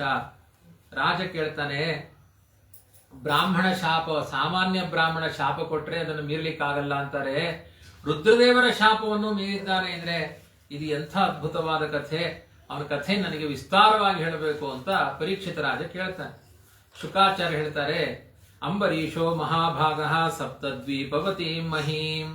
ಅಂಬರೀಷ ತುಂಬಾ ಅದೃಷ್ಟಶಾಲಿ, ಸಪ್ತದ್ವೀಪ ಸಹಿತವಾದ ಅಖಂಡ ಭೂಮಿಗೆ ಅವನು ರಾಜನಾಗಿದ್ದ. ಅವನ ಸೇವಕ ವರ್ಗ ಎಷ್ಟು, ಅವನ ಭೃತ್ಯರೆಷ್ಟು, ಅವನ ಆಡಳಿತ ಎಷ್ಟು ಅಂತ ಯಾರಿಂದಲೂ ಮನುಷ್ಯರಿಗೆ ಆಲೋಚನೆ ಮಾಡಲಿಕ್ಕೆ ಸಾಧ್ಯ ಇಲ್ಲ. ಎಲ್ಲ ಸಂಪತ್ತು, ಇಷ್ಟೆಲ್ಲಾ ಸಂಪತ್ತುಗಳು ಲೆಕ್ಕ ಮಾಡಲಿಕ್ಕೆ ಸಾಧ್ಯ ಇಲ್ಲದೆ ಎಷ್ಟು ಸಂಪತ್ತು ಬಂದಿತ್ತು. ಅಷ್ಟೆಲ್ಲ ಸಂಪತ್ತಿದ್ರು ಕೂಡ ಇದೆಲ್ಲ ನಶ್ವರ, ಇದ್ಯಾವುದು ಶಾಶ್ವತ ಅಲ್ಲ, ಇದ್ಯಾವುದು ನನಗೆ ಬೇಕಾಗಿಲ್ಲ ಅನ್ನೋಷ್ಟು ವೈರಾಗ್ಯ ಅಂಬರೀಷನಲ್ಲಿ ಇತ್ತು. ಸಪ್ತದ್ವೀಪಗಳ ರಾಜ, ದಾಸದಾಸಿಯರ ರಾಶಿ. ಆದ್ರೆ ಆ ಮೋಹದಲ್ಲಿ ಸಂಪತ್ತು ಅಳಿದಾಗ ಮಾನವ ಮೋಹದಲ್ಲಿ ಸಿಕ್ಕಿ ದುಃಖ ಪಡಬೇಕಾಗುತ್ತೆ. ಇದ್ಯಾವುದು ನನ್ನದಲ್ಲ ಅಂತ ಅಷ್ಟು ವಿರಕ್ತನಾಗಿ ಅಂಬರೀಷ ಇದ್ದ. ವಾಸುದೇವೇ ಭಗವತಿ, ಯಾವಾಗಲೂ ವಾಸುದೇವ ಮಂತ್ರವನ್ನು ಜಪ ಮಾಡ್ತಿದ್ದವನು. ಮತ್ತೆ ವಾಸುದೇವ ಬಂದ ನೋಡಿ ಅವರು. ವಾಸುದೇವೇ ಭಗವತಿ ತದ್ಭಕ್ತೇಷು ಚ ಸಾಧುಷು ಪ್ರಾಪ್ತೋ ಭಾವಂ ಪರಂ ವಿಶ್ವಂ ಏನೇದಂ ಲೋಷ್ಟವಸ್ಮೃತಂ. ಮಹಾ ಭಗವಂತನಲ್ಲಿ, ವಾಸುದೇವ ರೂಪಿಯಾದ ಪರಮಾತ್ಮನಲ್ಲಿ ಅತಿಶಯವಾದ ಭಕ್ತಿ ಇತ್ತವನಿಗೆ. ಭಕ್ತಿಯಿಂದ ಪ್ರಪಂಚ ಎಲ್ಲ ಮಣ್ಣಿನ ಹೆಂಟೆ ತರ, ಇದು ನಶ್ವರ ಅಂತ ತಿಳ್ಕೊಂಡಿದ್ದ. ಸವೈಮನ ಕೃಷ್ಣ ಪದಾರವಿಂದಯೋ ಪಚಾಂಸಿ ವೈಕುಂಠ ಗುಣಾನುವರ್ಣನೆ ಕರೋ ಹರೇರ್ ಮಂದಿರ ಮಾರ್ಜನಾದಿಷು ಶ್ರುತಿಂ ಚಕಾರಾಚ್ಯುತ ಸತ್ಕತೋದಯೇ. ಅವನ ಮನಸ್ಸು ಯಾವಾಗಲೂ ಕೃಷ್ಣ ಧ್ಯಾನದಲ್ಲಿ ಆಸಕ್ತವಾಗಿತ್ತು. ಅವನ ನಾಲಿಗೆ ಯಾವಾಗಲೂ ಹರಿಮಾತುಗಳ ವರ್ಣನೆಗೋಸ್ಕರ ಮೀಸಲಾಗಿತ್ತು. ಕೈಗಳಿಂದ ತಾನೇ ಹರಿಮಂದಿರವನ್ನ ನಿರ್ಮಾಲ್ಯ ತೆಗೆದು ಸ್ವಚ್ಛ ಮಾಡ್ತಾ ಇದ್ದಂತೆ. ಬಲಗಿವಿಯಲ್ಲಿ ವಿಷ್ಣು ಶಾಸ್ತ್ರಕ್ಕೆ ಯೋಗ್ಯವಾಗಿದೆ ಅಂತ ಬಲಗಿವಿಯನ್ನ ಯಾವಾಗಲೂ ಲೌಕಿಕ ಶ್ರವಣ ಮಾಡುವ ದೇವತೆಗಳೆಲ್ಲ ಎಡಗಿವಿಯಲ್ಲಿ ಇರ್ತಾರಂತೆ, ಶಾಸ್ತ್ರ ಶ್ರವಣ ಮಾಡೋರೆಲ್ಲ ಬಲಗಿವಿಯಲ್ಲಿ ಇರ್ತಾರಂತೆ. ನಮ್ದು 2 ಕಿವಿಯಲ್ಲೂ ಇಯರ್ ಫೋನ್ ಇದ್ಬಿಟ್ಟಿರುತ್ತಲ್ವಾ, ಹಾಗಾಗಿ ಗೊತ್ತಾಗಲ್ಲ. ಮುಕುಂದ ಲಿಂಗಾಲಯ ದರ್ಶನೇ ದೃಶೌ ತದ್ಭೃತ್ಯ ಗಾತ್ರ ಸ್ಪರ್ಶೇಂಗ ಸಂಗಂ ಘ್ರಾಣಂಚ ತತ್ಪಾದ ಸರೋಜ ಸೌರಭಂ ಶ್ರೀಮತ್ತುಲಸ್ಯ ರಸನಾಂ ತದರ್ಪಿತೆ. ಕಣ್ಣುಗಳಿಗೆ ದೇವರ ದರ್ಶನ ಮಾಡುವುದರಲ್ಲೇ ಆಸಕ್ತಿ ಇತ್ತು. ತನ್ನ ಕೈಗಳಿಂದ ತ್ವಗೀಂದ್ರಿಯದಿಂದ ವಿಷ್ಣು ಭಕ್ತರ ಪಾದವನ್ನು ಮುಟ್ಟುತ್ತಾ ಇದ್ದ. ಘ್ರಾಣೇಂದ್ರಿಯದಿಂದ ಭಗವಂತನ ಪಾದಕಮಲದ ಪರಿಮಳಯುಕ್ತವಾಗಿರುವಂತಹ ತುಳಸಿಯನ್ನ ತೆಗೆದು ಆಘ್ರಾಣಿಸ್ತಾ ಇದ್ದ. ಮೂಗಿನಿಂದ, ಘ್ರಾಣೇಂದ್ರಿಯದಿಂದ, ನಾಲಿಗೆಯಿಂದ ಹರಿಯ ನೈವೇದ್ಯವನ್ನೇ ಸ್ವೀಕಾರ ಮಾಡ್ತಾ ಇದ್ದ. ಪಾದೋ ಹರೇ ಕ್ಷೇತ್ರ ಪದಾನುಸರ್ಪಣೆ ಶಿರೋ ಋಷಿಕೇಶ ಪದಾಭಿವಂದನೆ ಕಾಮಂ ತು ದಾಸ್ಯೇನ ತು ಕಾಮ ಕಾಮ್ಯಯ ತದೋತ್ತಮ ಶ್ಲೋಕ ಜನಾಶ್ರಯಾಮೃತಿಂ. ಅವನ ಪಾದಕ್ಷೇತ್ರಗಳು, ಪಾದಗಳಿಂದ ಯಾವಾಗಲೂ ವಿಷ್ಣು ಕ್ಷೇತ್ರಕ್ಕೆ ಹೋಗ್ಬೇಕು, ತಿರುಪತಿಗೆ ಹೋಗ್ಬೇಕು, ಪಾದಯಾತ್ರೆಗೆ ಹೋಗ್ಬೇಕು, ಇದೇ ಆಲೋಚನೆ ಮಾಡ್ತಾ ಇದ್ದಂತೆ ಅಂಬರೀಷ. ಅವನಿಗೆ ಯಾವಾಗಲೂ ಕೂಡ ತನ್ನ ತಲೆಯನ್ನ ವಿಷ್ಣುವಿಗೆ ನಮಸ್ಕಾರ ಮಾಡಲಿಕ್ಕೆ ಆಸಕ್ತನಾಗಿದ್ದ, ಭಗವಂತನ ಸೇವೆಯಲ್ಲಿ ಆಸಕ್ತನಾಗಿದ್ದ. ವಿಷಯ ಪದಾರ್ಥಗಳ ಸುಖದಲ್ಲಿ ಆಸಕ್ತಿಗಿಂತ ಹೆಚ್ಚು ಹರಿಭಕ್ತರ ಸಂಘದ ಆಸಕ್ತಿ ಅಧಿಕವಾಗಿತ್ತು. ಏವಂ ಸದಾ ಕರ್ಮ ಕಲಾಪಮಾತ್ಮನಃ ಪರೇಧಿ ಯಜ್ಞೆ ಭಗವತ್ಯಧೋಕ್ಷಜೆ ಸರ್ವಾತ್ಮ ಭಾವಂ ವಿದದನ್ ಮಹೀಮಿಮಾಂ ತನ್ನಿಷ್ಟ ವಿಪ್ರಾಭಿಹಿತ ಶಾಸಃ. ಹೀಗೆ ಎಲ್ಲಾ ಕಾರ್ಯಕಲಾಪಗಳು ಕೂಡ ಯಜ್ಞಾಧ್ಯಕ್ಷನಾದ ಅಧೋಕ್ಷಜನಿಗೆ ಸಮರ್ಪಿತವಾಗಲಿ ಅಂತ ಸಮರ್ಪಣೆ ಮಾಡ್ತಾ ಇದ್ದ, ಭಕ್ತಿಯನ್ನು ಮಾಡ್ತಾ ಇದ್ದ. ಭಕ್ತರಾದ ಮುನಿಗಳ ಸಲಹೆಯಂತೆ ಆ ಎಲ್ಲ ದೊಡ್ಡವರು ಹೇಗೆ ಹೇಳ್ತಾರೆ ಹಾಗೆ ರಾಜ್ಯಭಾರ ಮಾಡ್ತಾ ಇದ್ದ. ಬ್ರಹ್ಮಜ್ಞಾನಿಗಳ ಮಾತನ್ನು ಅನುಷ್ಠಾನ ಮಾಡ್ತಾ ಇದ್ದ. ಇಂತಹ ಅಂಬರೀಷ ಚಕ್ರವರ್ತಿ ಸರಸ್ವತಿ ನದಿಯ ತೀರದಲ್ಲಿ ಯಜ್ಞಶಾಲೆಯಲ್ಲಿ ವಸಿಷ್ಠ, ಅಸಿತ, ಗೌತಮ ಮೊದಲಾದ ಮಹಾಋಷಿಗಳ ಸಹಾಯದಿಂದ ಮಹಾಶ್ವಮೇಧ ಯಾಗವನ್ನು ಮಾಡಿದನಂತೆ. ದೇವರನ್ನ ಆರಾಧನೆ ಮಾಡಿದ. ಯಜ್ಞಗಳ ಅಂಗಭೂತವಾಗಿ ಕೊಡಬೇಕಾದ ದಕ್ಷಿಣೆಯ ಸಂಪತ್ತು ಎಷ್ಟಿತ್ತು ನಿಯಮ, ಅವತ್ತೆಲ್ಲ ಒಂದು ರೂಲ್ಸ್ ಇತ್ತು. ಇಷ್ಟಿಷ್ಟು ದಕ್ಷಿಣೆ ಕೊಡಬೇಕು. ನಿಮಗೂ ಎಲ್ಲ ಒಂದಿರುತ್ತೆ. ಸಾಮಾನ್ಯ ಲೋಕರೂಢಿಯಲ್ಲಿ ವಿಜಯ ವಿಠಲಾಚಾರ್ಯಗೆ ಎಷ್ಟು ದಕ್ಷಿಣೆ ಕೊಡಬೇಕು, ವಿಜೇಂದ್ರಾಚಾರ್ಯಗೆ ಎಷ್ಟು ಕೊಡಬೇಕು ಅಂತೆಲ್ಲ ನಿಯಮ ಇರುತ್ತೆ. ಹಾಗೆ ಅವತ್ತಿನ ಕಾಲದಲ್ಲೂ ಒಂದು ನಿಯಮ ಇತ್ತಂತೆ, ಇಷ್ಟು ದಕ್ಷಿಣೆ ಕೊಡಬೇಕು ಅಂತ. ಅದಕ್ಕಿಂತ 2 ಪಟ್ಟು ಕೊಡ್ತಾ ಇದ್ದ. ಎಷ್ಟು ನಿಯಮ ಇತ್ತು ಅದಕ್ಕಿಂತ 2 ಪಟ್ಟು ದಕ್ಷಿಣೆ, ಬಹುದಕ್ಷಿಣಾಕ ಯಾಗ ಅಂತ ತುಂಬಾ ದಕ್ಷಿಣೆಯನ್ನ ಋತ್ವಿಜರೆಲ್ಲ ಅದಕ್ಕೆ ಜಾಸ್ತಿ ಸದಸ್ಯರಾಗಿ ಬಂದ್ರಂತೆ. ಕೊಟ್ರೆ ಅವ್ರ ತರ ದಕ್ಷಿಣೆ ಕೊಡ್ಬೇಕು ನೋಡ್ರಿ ಅಂತ ಅಂಬರೀಷನ ಯಾಗಕ್ಕೆ ಋತ್ವಿಜರಾಗಿ ಬಂದ್ರು. ಒಳ್ಳೆಯ ಬಟ್ಟೆಗಳನ್ನು ಉಟ್ಟುಕೊಂಡು ಅವನ ಯಾಗಕ್ಕೆ ಬಂದವರೆಲ್ಲ ಬ್ರಾಹ್ಮಣರು ದೇವತೆಗಳ ತರ ಕಾಣಿಸ್ತಾ ಇದ್ರು. ಬಂದವರಿಗೆಲ್ಲ ಮೈಸೂರು ಸಿಲ್ಕ್ ಪಟ್ಟೆ ಮಡಿಗಳು, ಹೇಗೆ ಎಲ್ಲ ಬಂಗಾರದ ಬಾರ್ಡರ್ ಹಾಕೊಂಡು ಹಿಂಗ್ ಪಟ್ಟಿ ಹಾಕೊಂಡು ಕೂತ್ರೆ ಏನು ವೈಭವ, ದೇವತೆಗಳ ಹಾಗೆ ಕಾಣಿಸ್ತಾ ಇದ್ರಂತೆ. ಹಾಗೆ ಹೇಳಿದಾರೆ ನೋಡಿ, ಸದಸ್ಯ ಋತ್ವಿಜೋ ಜನಾಹ ಗೀರ್ವಾಣಿ ಕ್ರತುಷು ತುಲ್ಯಾಹ. ದೇವತೆಗಳಿಗೆ ಸಮಾನವಾಗಿ ಬೆಳಗುತ್ತಾ ಇದ್ರಂತೆ. ಹಾಗೆ ಹಿಂಗ ಮಡಿ ಪಂಚೆ ಕೊಟ್ಬಿಟ್ಟು ಉಟ್ಕೊಂಡು ಕೂಡ್ರಿ ಅಂದ್ರೆ ಒಳ್ಳೇದು ಕೊಡ್ಬೇಕು. ಜರದಾರಿ ಸೀರೆ, ರೇಷ್ಮೆ ಪಂಚೆ ಎಲ್ಲ ಕೊಟ್ಟು ಆ ಕಣ್ಣು ರೆಪ್ಪೆಗೂ ಮಿಟುಕಿಸ್ತಾ ಇರಲಿಲ್ಲಂತೆ ಬಂದ ಸದಸ್ಯರೆಲ್ಲ. ಎಲ್ಲ ಒಬ್ಬೊಬ್ಬರದ್ದು ಡ್ರೆಸ್ಸು ಅನ್ನೊಂತರ ಅದನ್ನೇ ನೋಡೋರಂತೆ, ಬಿಳಿ ಬಿಳಿ ಬಿಳಿ ಬಿಳಿ. ಹಾಗೆ ಋತ್ವಿಜರು ಕರ್ಮ ದೋಷಗಳು ಆಗದೆ ಇರುವ ಹಾಗೆ ಯಜ್ಞಗಳನ್ನು ಮಾಡ್ತಾ ಇದ್ರು. ಅವನ ಪ್ರಜೆಗಳೆಲ್ಲ ಯಾವಾಗಲೂ ದೇವರ ಕಥೆ, ಅಲ್ಲಲ್ಲಿ ಪಾಠ ಪ್ರವಚನದ ವ್ಯವಸ್ಥೆ, ಅಲ್ಲಲ್ಲಿ ಭಾಗವತ ಕೇಳಿ, ದೇವರ ಕಥೆ ಕೇಳಿ, ಹರಿನಾಮ ಸಂಕೀರ್ತನೆ. ಹಬ್ಬವೋ ಹಬ್ಬ ಅವನ ಊರಿನಲ್ಲಿ. ಇಡೀ ಸಪ್ತದ್ವೀಪಗಳಲ್ಲಿ, ಬರೀ ಮೈಸೂರು ಬೆಂಗಳೂರು ಅಲ್ಲ, ಸಪ್ತದ್ವೀಪ ವಸುಂಧರೆ ತುಂಬಾ ಹರಿನಾಮ ಸಂಕೀರ್ತನೆಯ ಘೋಷ ಯಾವಾಗ್ಲೂ ಕೇಳ್ತಿರ್ಬೇಕು. ಪ್ರತಿಯೊಬ್ಬರು ಎದುರುಗಡೆ ಒಂದೊಂದು ಮ್ಯೂಸಿಕ್ ಇಟ್ಕೊಂಡು ಕೂತ್ಕೊಳ್ತಾ ಇದ್ರಂತೆ. ಒಂದು ಜಾಂಗಟೆ, ಒಂದು ತಾಳ ಎಲ್ಲ ಇಟ್ಟುಕೊಂಡು ದೇವರ ಕಥೆಗೆ ಭಜನೆ ಮಾಡ್ಬೇಕಲ್ಲ, ಅದಕ್ಕೆ ಆ ಎಲ್ಲ ವ್ಯವಸ್ಥೆಗಳಿಂದ ಕೂತ್ಕೊಳ್ತಾ ಇದ್ರಂತೆ. ಸಿದ್ಧ ಪುರುಷರು ವಿಶೇಷವಾಗಿ ಭಗವಂತನನ್ನ ಹೃದಯದಲ್ಲೇ ಕಾಣ್ತಾ ಇದ್ದಂತೆ. ಅಂಬರೀಷನಿಗೆ ಯಾವ ಇಷ್ಟಗಳು ಇರಲಿಲ್ಲ, ಜಗತ್ತಿನ ಆಸೆಗಳೇ ಇರಲಿಲ್ಲ. ಅವರ ಮುಂದೆ ವಿಷಯ ಪದಾರ್ಥಗಳೆಲ್ಲ ಆ ದೇವರ ಪ್ರಜ್ಞೆಯ ಮುಂದೆ ನೀರಸವಾಗಿ ಕಾಣ್ತಾ ಇತ್ತಂತೆ. ಯಾವ ಸುಖ ಸಂಪತ್ತು ಅವನಿಗೆ ದೊಡ್ಡದಾಗಿ ಕಾಣಿಸ್ತಾ ಇರಲಿಲ್ಲ. ಅಂಬರೀಷ ಭಕ್ತಿ ಯೋಗದಲ್ಲಿ ತುಂಬಾ ಪರಾಕಾಷ್ಠೆಯಿಂದ ದೇವರನ್ನ ಒಲಿಸಿಕೊಂಡಿದ್ದ. ಗೃಹೇಶು ದಾರ್ಯೇಶು ಸುತೇಶು ಬಂಧುಷು ದ್ವಿಪೋತ್ತಮ ಸ್ಯಂದನ ವಾಜಿಪತ್ತಿಷು ಅಕ್ಷಯ್ಯ ರತ್ನಾಭರಣಾಯುಧಾದಿಶ್ವನಂತ ಕೋಶೇಶ್ವಕರೋದ ಸನ್ಮತಿಂ. ಅನಂತ ಸಂಪತ್ತಿತ್ತಂತೆ. ಹೆಂಡತಿ, ಮಕ್ಕಳು, ಮನೆ, ಬಂಧು ಬಾಂಧವರು, ಒಳ್ಳೊಳ್ಳೆ ರಥಗಳಿತ್ತು. ಬೆಂಜ್ ಕಾರ್ ತರ ರಥಗಳು, ಬಂಗಾರದ ರಥಗಳು, ಅಕ್ಷಯವಾದ ರತ್ನಾಭರಣಗಳು. ಇದೆಲ್ಲ ಮಿಥ್ಯಾ ನನ್ನ ಜೀವನದಲ್ಲಿ, ಅದು ಚೋಡದು ಅಂತ ಹೇಳಿದ್ದೇನೆ. ಅದ್ಯಾವುದೂ ಬೇಕಾಗಿಲ್ಲ ನನಗೆ. ಅಷ್ಟು ಏಕಾಂತ ಭಕ್ತ, ಯಾವಾಗಲೂ ಹರಿಭಕ್ತಿ ಅದರಲ್ಲೇ ಇರ್ತಾ ಇದ್ದ. ದೇವರಿಗೆ ಅವನಿಗೆ ಏನು ಕೊಡಬೇಕು ಅಂತ ಗೊತ್ತಾಗ್ಲಿಲ್ಲಂತೆ. ಇಷ್ಟೊಂದು ಹರಿಭಕ್ತನಾಗಿದ್ದು ಯಾರಾದ್ರೂ ಕಳ್ಳಕಾಕರ ಬಂದು ಕೊಳ್ಳೆ ಹೊಡೆದು ಬಿಟ್ರೆ ಅದಕ್ಕೆ ದೇವರು ಹೇಳಿದಂತೆ, ಅಂಬರೀಷ ನಿನ್ನ ಮನೆಯಲ್ಲಿ ನನ್ನ ಚಕ್ರವೇ ಬಂದು ಕೂತ್ಕೊಳ್ಳುತ್ತೆ, ನನ್ನ ಹೆಂಡತಿಯನ್ನೇ ಕೊಟ್ಟು ಕಳಿಸ್ತೇನೆ. ಯಾರಾದ್ರೂ ಅನ್ಯಾಯ ಮಾಡಿದ್ರೆ ಅದು ಸೀದಾ ಹೋಗುತ್ತೆ, ಡ್ರೋನ್ ತರ ಸುಯ್ ಅಂತ ಹೋಗಿ ಕತ್ತರಿಸಿ ಬರುತ್ತೆ. ನೀನೇ ಎಲ್ಲ ಆಟೋಮೆಟಿಕ್ ಸಿಸ್ಟಮ್, ನೀನೇನು ಯೋಚನೆ ಮಾಡ್ಬೇಕಾಗಿಲ್ಲ. ನೀನ್ ಯಾವಾಗಲೂ ತಾಳ ತಟ್ಟುಕೊಂಡು ದೇವ್ರ ಮನೆ ಕಸ ಗಿಸ ಗುಡಿಸ್ಕೊಂಡು ಹರಿನಾಮ ಸಂಕೀರ್ತನೆ ಮಾಡ್ತಾ ಇರೋ, ಮಿಕ್ಕಿದ್ದೆಲ್ಲ ನನ್ನ ಹೆಂಡತಿ ನೋಡ್ಕೊಳ್ತಾಳೆ ಅಂತ ದೇವರು ತನ್ನ ಹೆಂಡತಿಯನ್ನ ಚಕ್ರಾಭಿಮಾನಿಯಾಗಿ ತಂದು ಅಲ್ಲಿ ಇಟ್ಟುಬಿಟ್ಟಿದ್ದ. ಅಂಥ ಒಂದು ದೇವರ ಆರಾಧನೆಯನ್ನ ಹೀಗೆ ಮಾಡ್ತಾ ಇದ್ದ. ಆ ಸಂದರ್ಭದಲ್ಲಿ ಅವನೊಂದು ಸಂಕಲ್ಪ ಮಾಡಿದಂತೆ, ಕಾರ್ತೀಕ ಮಾಸದಿಂದ ಕಾರ್ತೀಕ ಮಾಸದ ತನಕ, ಅಂದ್ರೆ ಪ್ರತಿ ವರ್ಷ ಕಾರ್ತೀಕ ಅಥವಾ ಮಾಘ ಮಾಸದಲ್ಲಿ ಉಪವಾಸ ಮಾಡಿ ಉದ್ಯಾಪನೆ ಮಾಡಬೇಕು ಅಂತ. ಉಪವಾಸ ಏಕಾದಶಿಗೆ ಉದ್ಯಾಪನೆ ಇಲ್ಲ, ಅದು ಕಾಮ್ಯವ್ರತ ಅಲ್ಲ. ಆದ್ರೂ ವಿಶೇಷ ಹರಿಭಕ್ತಿಗಾಗಿ ಒಂದು ಕಾಮ್ಯವ್ರತ ತರ ಪ್ರತಿ ಏಕಾದಶಿ ಉಪವಾಸ ಮಾಡ್ತಾ ಇದ್ದ. ಆ ಏಕಾದಶಿಗಳು ವರ್ಷ ಪೂರ್ತಿ ಕಾರ್ತೀಕದಿಂದ ಕಾರ್ತೀಕ ತನಕ ಕಾಮ್ಯತ್ತರ ಮಾಡಿ ಅವರಿಗೆ ವಿಶೇಷವಾದ ದಾನ ಧರ್ಮಗಳನ್ನು ಮಾಡ್ತಾ ಇದ್ದಂತೆ. ಸಾವಿರಾರು ವಿಪ್ರರಿಗೆ ಲಕ್ಷ ಲಕ್ಷ ಸಂಪತ್ತನ್ನು ಕೊಡ್ತಾ ಇದ್ದ, ಲಕ್ಷ ಲಕ್ಷ ಗೋದಾನಗಳನ್ನ ಪ್ರತಿ ದ್ವಾದಶಿ ಕೊಡ್ತಾ ಇದ್ದಂತೆ. ಅಷ್ಟು ಸಂಪತ್ತನ್ನ ದಾನ ಮಾಡ್ತಾ ಇದ್ದ. ಸಾಂವತ್ಸರಿಕ ವ್ರತ ಇನ್ನೇನು ಮುಗಿದು ಹೋಗ್ತಾ ಇದೆ. ಯಮುನಾ ನದಿಯ ತೀರದಲ್ಲಿ ಮಧುವನ ಅಂತ ಅಲ್ಲಿ ದೇವರನ್ನ ಆರಾಧನೆ ಮಾಡ್ತಾ ಇದ್ದಾನೆ. ಇವತ್ತೆಲ್ಲ ವೃಂದಾವನದ ಪರಿಸರ ಮಧುವನ ಎಲ್ಲ ಇದೆ, ನೀವು ಹೋಗಿ ನೋಡಿರ್ತಿರಲ್ಲ. ಧ್ರುವ ಕುಮಾರ ತಪಸ್ ಮಾಡಿದ್ದು, ನಿಮ್ ಶ್ರೀಪಾದರಾಜರೆಲ್ಲ ತಪಸ್ ಮಾಡಿದ್ದು ಅಲ್ಲೇ ಅಂತ ಕಥೆ ಇದೆ ಮಧುವನದಲ್ಲಿ. ನಿಮ್ ಶ್ರೀಪಾದರಾಜರು ನಮ್ ಶ್ರೀಪಾದರಾಜರು ಆಯ್ತಾ, ನೀವು ಅಲ್ಲಿಂದ ಹೋಗ್ತಿರ್ತಿರಲ್ಲ, ಅದಕ್ಕೆ ಹೇಳಿದೆ. ಮಹಾಭಿಷೇಕ ವಿಧಿನ ಸರ್ವೋಪಸ್ಕರ ಸಂಪದ.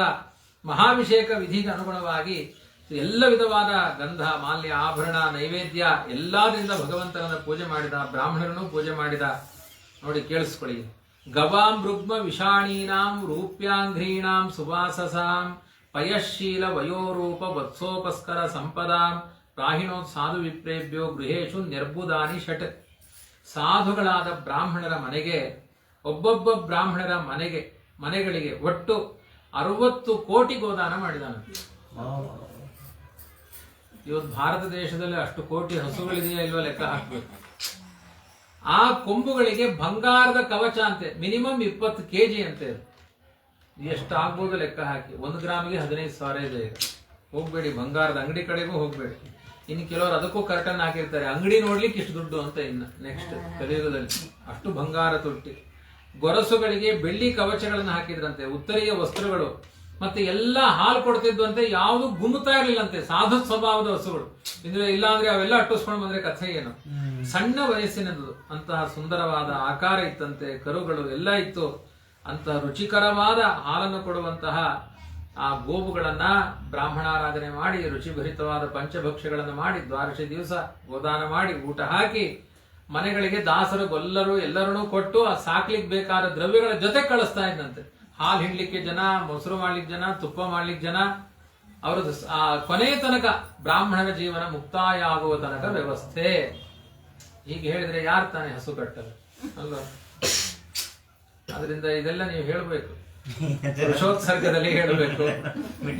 ನೀವು ಹೇಳಿದ್ಮೇಲೆ ನಾನ್ ಮಾಡಿದ್ದೀನಿ ವೃಷೋತ್ಸರ್ಗ. ನೀವು ಹೇಳಿದ್ರಿ 3 ಹೋರಿಗಳನ್ನ ಬಿಟ್ಟೆ ಆಯ್ತಾ. ಮೊನ್ನೆ ಒಂದು ಹೋರಿ ಬಿಟ್ಟಿತ್ತು, ಅದು ನಮ್ಮ ಯಾವ್ದೋ ಒಬ್ಬ ರೈತನ ಚುಚ್ಚಿಬಿಡ್ತು. ಚುಚ್ಚಿದ್ರು ಬಿಡ್ಲಿಲ್ಲ, ನಾವು ಅದನ್ನ ತಗೊಂಡೋಗಿ ಇನ್ನೊಂದು ಹಳ್ಳಿಗೆ ಸೇರಿಸಿ ವೃಷೋತ್ಸರ್ಗಕ್ಕೆ ಬಿಟ್ಟಿದ್ದು ಅಂತ ಹೇಳಿ ಇನ್ನೊಂದು ಹಳ್ಳಿ ಅಲ್ಲಿಯೂ ಗುದ್ದಿತು ಅದು. ಈಗ ಅದಕ್ಕೆ ಯೋಗ ಎಷ್ಟು ದೊಡ್ಡದು ಅಂದ್ರೆ, ಯಾವ್ದೋ ಶಿವದೇವರ ದೇವಸ್ಥಾನದಲ್ಲಿ ಬಸವನ್ ಮಾಡ್ಬಿಟ್ಟಿದ್ದಾರೆ ಅದನ್ನು. ಅದು ನಿಜವಾಗಿ ಬಸವನೇ ಆಗ್ಬೇಕಿತ್ತು ಅದು.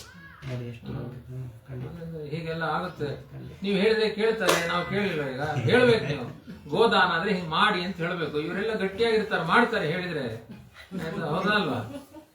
ಮಾಡಿ ಬಂಗಾರದ ಗೊರಸ ಹಾಕಿ ಆಯ್ತಾ, ಬಂಗಾರದ ಕೊಂಬು ಮಾಡಿ ಬ್ರಾಹ್ಮಣರಿಗೆ ದಾನ ಮಾಡಿ ಅಂದ್ರೆ ಮಾಡ್ತಾರೆ. ಕಡಿಮೆ ಮಾಡೋದು ಸ್ವಲ್ಪ ಜಾಸ್ತಿ ಆದ್ರೂ ಮಾಡ್ತಾರೆ. ಹೀಗೆ ಅತಿಥಿಯಾಗಿ ಭಗವಂತ ಈ ರೀತಿಯಾಗಿ ಉಪಚಾರ ಮಾಡಬೇಕಾದ್ರೆ ಕೊನೆಯ ದ್ವಾದಶಿ ದಿವಸ ಅತಿಥಿಗಳಾಗಿ ದುರ್ವಾಸರೇ ಬಂದ್ರಂತೆ. 7,000 ಜನ ಭೃತ್ಯರಂತೆ ಅವರಿಗೆ ನಮಸ್ಕಾರ ಮಾಡಿ ಯಾಚನೆ ಮಾಡಿದ. ಎಂಥೆಂಥ ಜ್ಞಾನಿಗಳು ಬರ್ತಾ ಇದ್ರಿ, ದುರ್ವಾಸರೇ ನೀವೇ ಬಂದಿದ್ದೀರಿ, ನನ್ನ ಯಜ್ಞ ಸಾರ್ಥಕ ಆಯ್ತು. ನೀವು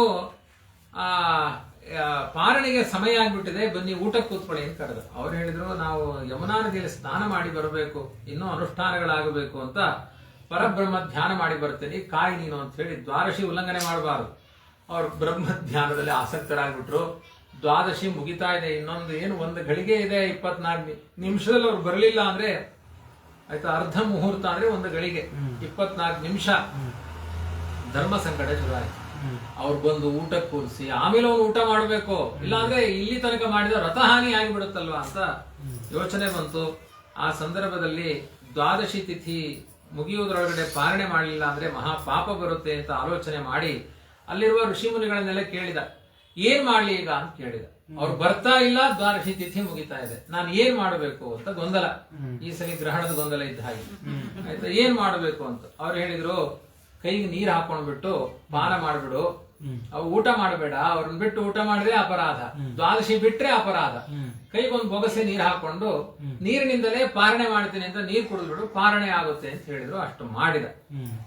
ಅದಕ್ಕೆ ಅಂಬಸ ಕೇವಲೇನಾದ್ಯ ಕರಿಷ್ಯೆ ರಥಪಾರಣಂ ಅಂತ ಹೇಳಿದ. ಇತ್ಯಪ ಪ್ರಾಶ್ಯ ರಾಜರ್ಷಿಶ್ಚಿಂತಯನ್ ಮನಸಾಚ್ಯುತಂ, ದೇವರ ಸಂಕಲ್ಪ ಇದು, ಬರಲಿಲ್ಲ ಇನ್ನು ಅಂತ ಹೇಳಿ ಮನಸ್ಸಿನಿಂದಲೇ ದೇವರನ್ನ ಧ್ಯಾನ ಮಾಡ್ತಾ ಅವನು ನೀರನ್ನ ಪಾನ ಮಾಡಿದ. ದುರ್ವಾಸರ ಆಗಮನವನ್ನ ಇನ್ನು ಎಷ್ಟೊತ್ತಿಗೆ ಬಂದ್ರು ಪರವಾಗಿಲ್ಲ, ನನ್ನ ದ್ವಾದಶಿ ಪಾರಣೆ ಆಗೋಯ್ತು ಅಂತ ಅನ್ಕೊಂಡು ಕಾಯ್ತಾ ಕೂತ. ದುರ್ವಾಸರು ನಿತ್ಯ ಕರ್ಮ ಮುಗಿಸಿ ಯಮುನಾ ತೀರದಿಂದ ಇಲ್ಲಿಗೆ ಬಂದ್ರು. ರಾಜ ಅವರಿಗೆ ಸತ್ಕಾರ ಮಾಡಿದ. ಅವರ ಬುದ್ಧಿ ಗೊತ್ತಾಯ್ತು, ನೀರು ಕುಡಿದಿದ್ದಾನೆ ಅಂತ ಗೊತ್ತಾಗ್ಬಿಡ್ತು ಅವ್ರಿಗೆ. ಕೆಲವರು ಅಲಂಕಾರ ಪಂಕ್ತಿ ಫಲಾರ ಮಾಡ್ಕೊಂಡು ಬಂದ್ರೆ ನಮಗ್ ಗೊತ್ತಾಗ್ಬಿಡುತ್ತೆ. ಆ ತರ ಮನ್ಯುನ ಪ್ರಚಲತ್ ಗಾತ್ರೋ ಭೃಕುಟಿ ಕುಟಿಲಾನನಃ ಬುಭುಕ್ಷಿತಚ್ಚ ಸುತರಾಂ ಕೃತಾಂಜಲಿ ಅಭಾಷತ. ಕೋಪ ಬಂದ್ರೆ ದುರ್ವಾಸರ ಮೈ ಗಡಗಡಗಡ ನಡಗುತ್ತಾ ಇತ್ತಂತೆ, ಅಷ್ಟು ಕೋಪ ಅವರಿಗೆ. ಮುಖದಲ್ಲಿ ಹುಬ್ಬುಗಳೆಲ್ಲ ಗಂಟು ಹಾಕ್ಬಿಟ್ರು, ರುದ್ರದೇವರ ಅವತಾರ ಆದ್ರಿಂದ ತುಂಬಾ ಹಸಿವೆಯೂ ಆಗಿತ್ತು. ರಾಜನಿಗೆ ಹೇಳ್ತಾರೆ, ನೀನು ಮಹಾ ಅಹೋ ಅಸ್ಯ ನೃಶಂಸಸ್ಯ ಶ್ರೀಯೋನ್ಮತ್ತಸ್ಯ ಪಶ್ಯತ.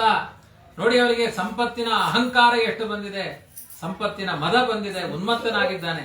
ನಾನೊಬ್ಬನೇ ವಿಷ್ಣುವಿಗೆ ದಾಸ, ನಾನೊಬ್ಬನೇ ಪ್ರೀತಿ ಪಾತ್ರ ಅಂತ ಅನ್ಕೊಂಡಿದ್ದಾನೆ. ವಿಷ್ಣುವಿನಲ್ಲಿ ಭಕ್ತಿಯೇ ಇಲ್ಲ. ಅತಿಥಿ ಬರೋಕ್ಕಿಂತ ಮುಂಚೆ ಆಮಂತ್ರಣ ಮಾಡಿ ಅವನು ಊಟ ಮಾಡಿಬಿಟ್ಟಿದ್ದಾನೆ. ನನ್ನ ಪ್ರಭಾವ ಏನು ಅಂತ ತೋರಿಸ್ತೇನೆ ಅಂತ ಕೋಪದಿಂದ ತಮ್ಮ ಜುಟ್ಟನ್ನ ತೆಗೆದ ಝಾಡಿಸಿದ್ರಂತೆ.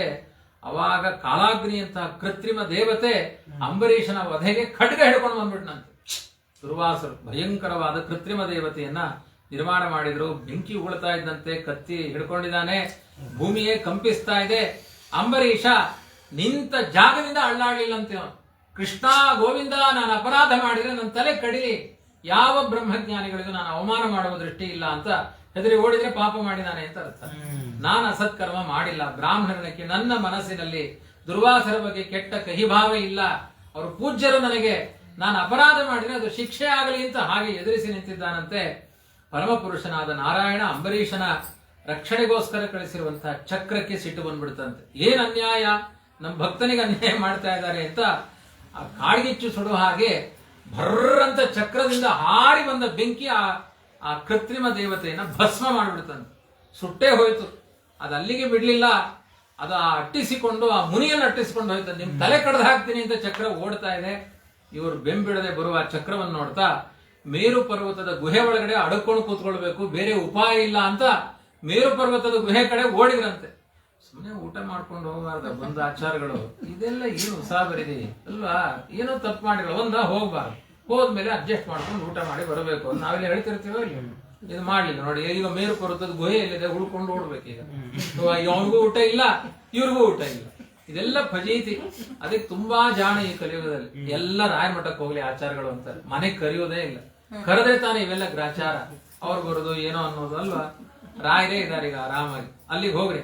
ಹಸ್ತೋದಕ ಬರೆಸ್ತೀವಿ ಆಚಾರ್ಯ ರಾಯಮಠಕ್ಕೆ, ಅಲ್ಲಿಂದ ಹಂಗೆ ಹೋಗ್ಬಿಡಿ. ಅಲ್ಲಿ ಮ್ಯಾನೇಜರ್ ಕೈಲಿ ದಕ್ಷಿಣೆ ಕೊಟ್ಟಿರ್ತೀವಿ, ಇಸ್ಕೊಂಡು ಹೋಗ್ಬಿಡಿ. ಸುಲಭ. ಸುಮ್ಮನೆ ಹೇಳಿದೆ ದಿಶೋನ, ಸುಮ್ಮನೆ ಏನಿಲ್ಲ ವಾಸ್ತವ. ದಿಶೋನ ಭಕ್ಷ್ಮಾಂ ವಿವರಾನ್ ಸಮುದ್ರಾನ್ ಲೋಕಾನ್ ಸಪಾಲಾನ್ ತ್ರಿದಿವಂ ಗತಸ್ಸಹ ಯಥೋ ಯಥೋ ಧಾವತಿ ತತ್ರ ತತ್ರ ಸುದರ್ಶನಂ ದಷ್ಟ್ರ ದುಷ್ಟ ಸಹಂ ದದರ್ಶ. ದ್ವಾದಶಿ ದಿವಸವೇ ಕಥೆ ಹೇಳಬೇಕು ಅಂತ ಸಂಕಲ್ಪ ಇತ್ತು, ಅದಕ್ಕೆ ಅವತ್ತು ನಡೀಲಿಲ್ಲ.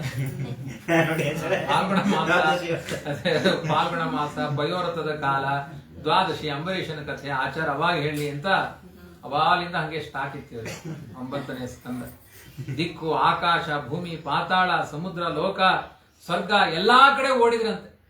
ಎಲ್ಲಿ ಓಡಿದ್ರು ತಿರುಗಿ ನೋಡ್ತಾರೆ, ಚಕ್ರ ಹಿಂದೆ ಇದೆ. ಅವ್ರು ಎಲ್ಲಿ ಹೊಡೆದ್ರು ಚಕ್ರ ಹಿಂದೆ, ಬೆನ್ನ ಹಿಂದೆ ಇದೆ. ಎಲ್ಲೂ ರಕ್ಷಕರಿಲ್ಲ ಅಂತ ನಿಶ್ಚಯ ಮಾಡಿಕೊಂಡು ಬ್ರಹ್ಮದೇವರ ಬಳಿ ಹೋದ್ರಂತೆ. ಅವರಿಗೆ ಪರಾಜಯ ಇಲ್ಲ ಅಂತ. ವಿಷ್ಣುವಿನ ಚಕ್ರ ಬರ್ತಾ ಇದೆ, ಕಾಪಾಡು. ಬ್ರಹ್ಮ ಹೇಳ್ತಾನೆ, ಸ್ಥಾನಂ ಮದೀಯಂ ಸಹ ವಿಶ್ವಮೇತತ್ ಕ್ರೀಡಾವಸಾನೆ ದ್ವಿಪರಾರ್ಧ ಸಂಜ್ಞೆ ಬ್ರೂಭಂಗ ಮಾತ್ರೇಣ ಹಿ ಸಂಧಿ ದೀಕ್ಷತೋ ಕಾಲಾತ್ಮನ ಪಶ್ಯತಿ ಕೋ ಭವಿಷ್ಯತ್. ಪ್ರಳಯ ಕಾಲ ಬಂದಾಗ ದೃಷ್ಟಿಯಿಂದ ನನ್ನ ಸೃಷ್ಟಿಯನ್ನು ಅಡಗಿಸಿ ಬಿಡ್ತಾನೆ ಪರಮಪುರುಷನಾದ ಪರಮಾತ್ಮ. ಅವನ ಆಯುಧ ನಾನೇನ್ ಮಾಡ್ಲಿಕ್ಕಾಗುತ್ತೋ ಮಗನೇ ದುರ್ವಾಸ, ನನ್ನಿಂದ ಏನು ಮಾಡ್ಲಿಕ್ಕಾಗಲ್ಲ. ಅದು ಅವನ ಸಂಕಲ್ಪ ಆದ್ಮೇಲೆ ತಡೆಯುವ ಶಕ್ತಿ ನನಗಿಲ್ಲ ಅಂತ ಬ್ರಹ್ಮದೇವರು. ಅಹಂಭವೋ ದಕ್ಷ ಭೃಗು ಪ್ರಧಾನ ಪ್ರಜೇಶ ಭೂತೇಶ ಸುರೇಶ ಮುಖ್ಯಾ ಸರ್ವೇ ವಯಂ ಯನ್ ನಿಯಮಂ ಪ್ರಪನ್ನ ಮೂರ್ಧಾಪಿತಂ ಲೋಕಹಿತಂ ವಹಾಮಹ. ನಾನು, ನೀನು, ರುದ್ರದೇವರು, ದಕ್ಷ ಪ್ರಜಾಪತಿ, ಭೃಗು ಮೊದಲಾದ ಋಷಿಗಳು, ಭೂತೇಶ್ವರು, ಪ್ರಜೇಶರು, ಸುರೇಶರು ಎಲ್ಲರೂ ಅವನ ನಿಯಮಕ್ಕೆ ಬದ್ಧರು. ಅವನೊಬ್ಬನೇ ಸರ್ವೋತ್ತಮ, ನಾವೆಲ್ಲ ಸ್ವತಂತ್ರರು. ಆದ್ರಿಂದ ಅವನು ಹೇಳಿದಂಗೆ ನಾವು ಕೆಲಸ ಮಾಡ್ಕೊಂಡಿರುವ ಸೇವಕರು. ನಮಗೆಲ್ಲಿ ಅವನ ವಿರುದ್ಧ ಶೆಡ್ ಹೊಡೆದ ನಿಲ್ಲಿಕ್ಕಾಗುತ್ತೆ? ಈ ರೀತಿಯಾಗಿ ವಿಷ್ಣು ಚಕ್ರದ ಉರಿಯಿಂದ ಬಿಸಿ ತಾಕ್ತಾನೆ ಇತ್ತಂತೆ, ಬೆನ್ನೆಲ್ಲ ಸುಟ್ಟೋಗ್ಬಿಟ್ಟಿತ್ತಂತೆ, ಹಿಂದಿಂದ ಅಟ್ಟಿಸ್ಕೊಂಡು ಬರ್ತಾನೇ ಇದೆ. ದುರ್ವಾಸರಿಗೆ ಬ್ರಹ್ಮದೇವರ ನಿರಾಕರಣೆ ಮಾಡಿದಾಗ ಕೈಲಾಸಕ್ಕೆ ಹೋದ್ರಂತೆ. ಅದು ಇನ್ನೊಂದು ತಪ್ಪು. ಯಾಕೆಂದ್ರೆ ಬ್ರಹ್ಮದೇವರೇ ಆಗಲ್ಲ ಅಂದ್ರೆ ಇಲ್ಲಿಗೆ ಯಾಕೆ ಹೋಗ್ಬೇಕಾಗಿತ್ತು? ಅವಾಗ ಇದೆಲ್ಲ ಯಾಕೆ? ದುರ್ವಾಸರು ಸಾಕ್ಷಾತ್ ರುದ್ರದೇವರ ಅವತಾರ. ಅಂಬರೀಷನ ಮುಂದೆ ದುರ್ವಾಸರ ಯೋಗ್ಯತೆ ತುಂಬಾ ದೊಡ್ಡದಿದೆ. ವಿಷ್ಣು ಸರ್ವೋತ್ತಮತ್ವದ ಹರಿಭಕ್ತರಿಗೆ ದೇವರ ರಕ್ಷಣೆ ಎಷ್ಟು ಕೊಡ್ತಾನೆ ಇಲ್ಲಿ ಪಾಠ ಅಷ್ಟೇ ಇದು. ಆಯ್ತಾ? ಮಕ್ಕಳು ಹೊಡಿಲಿಕ್ಕೆ ಬಂದಾಗ ಅಬ್ಬಾ ಅಂತೀವಿ, ಆಕ್ಟಿಂಗ್ ಅಷ್ಟೇ, ಗೊತ್ತಿದೆ ಮಗುವಿಗೂ. ಅದ್ರ ಕೈಲಿ ಏನು ಎಷ್ಟು ದೊಡ್ಡ ಏಟು ಬೀಳ್ಲಿಕ್ಕೆ ಸಾಧ್ಯ ಅಲ್ವಾ? ಹೊಡೆಸ್ಕೊಳ್ತಾನೆ ಇರ್ತಿರಲ್ಲ, ಗೊತ್ತಿದೆಯಲ್ಲ. ವಯಂ ನ ತಾತ ಪ್ರಭವಾಮ ಭೂಮ್ನೋ ಭವಂತಿ ಕಾಲೇ ನ ಭವಂತಿ ಹೀದೃಶಾಹ ಯಸ್ಮಿನ್ ಪರೇಣ್ಯೇ ಪ್ಯಜಜೀವಕೋಶಾಹ ಸಹಸ್ರಜೋ ಯತ್ರ ವಯಂ ಭ್ರಮಾಮಹ. ನಾನು ಸುದರ್ಶನ ಚಕ್ರದಿಂದ ನಿನಗೆ ಕಾಪಾಡಲಿಕ್ಕಾಗಲ್ಲ. ಭಗವಂತ ಗುಣಸಾಗರ ಇದ್ದಾನೆ. ಬ್ರಹ್ಮಾಂಡ ಸಾವಿರ ಸಾವಿರ ಕೋಟಿ ಬ್ರಹ್ಮಾಂಡಗಳು ಅವನ ದೃಷ್ಟಿಯಿಂದ ಭಸ್ಮ ಆಗುತ್ತೆ. ನಾವೆಲ್ಲ ಅವನ ಆಶ್ರಯದಲ್ಲಿದ್ದೇವೆ ಬ್ರಹ್ಮಾಂಡದೊಳಗಡೆಗೆ. ಆದ್ರಿಂದ ಸನತ್ ಕುಮಾರ, ನಾರದ, ಬ್ರಹ್ಮ, ಕಪಿಲ, ದೇವಲ, ಧರ್ಮ, ಆಸುರಿ, ಮರೀಚಿ ಎಲ್ಲ ಶಾಸ್ತ್ರಜ್ಞರೆಲ್ಲ ಜಗನ್ನಾಥನಾದ ಭಗವಂತನನ್ನ ಎದುರಿಸಲಿಕ್ಕೆ ಸಾಧ್ಯ ಇಲ್ಲ ಅಂತ ನಿರ್ಣಯ ಮಾಡಿಕೊಂಡಿದ್ದಾರೆ. ಆದ್ರಿಂದ ನೀನು ಆ ದೇವರನ್ನೇ ಶರಣ ಹೊಕ್ಕಬೇಕು, ನೀನು ಬೇರೆ ಉಪಾಯವೇ ಇಲ್ಲ ಅಂತ ಆ ಚಕ್ರ ಬೇಯ್ತಾ ಇದೆ. ದುರ್ವಾಸರು ಭಯದಿಂದ ನೇರ ಓಡಿಕೊಂಡು ಅಚ್ಯುತನ ಕಾಲಿಗೆ ಬಿದ್ರಂತೆ. ಅಚ್ಯುತ ಅಚ್ಯುತ ಅನಂತ ಸಜ್ಜನ ಪ್ರಿಯ ಆಹ ಅಚ್ಯುತ ಅನಂತ ಸದೀಪ್ಸಿತ ಪ್ರಭೋ ಕೃತಾಗಸಂ ಮಾಮವ ವಿಶ್ವಭಾವನ. ನೀನು ನನ್ನನ್ನು ಕಾಪಾಡು, ರಕ್ಷಣೆ ಮಾಡು, ಕ್ಷಮಿಸು, ನನಗೇನು ಗೊತ್ತಾಗ್ತಾ ಇಲ್ಲ, ನಾನು ಅಪರಾಧ ಮಾಡಿದ್ದೇನೆ.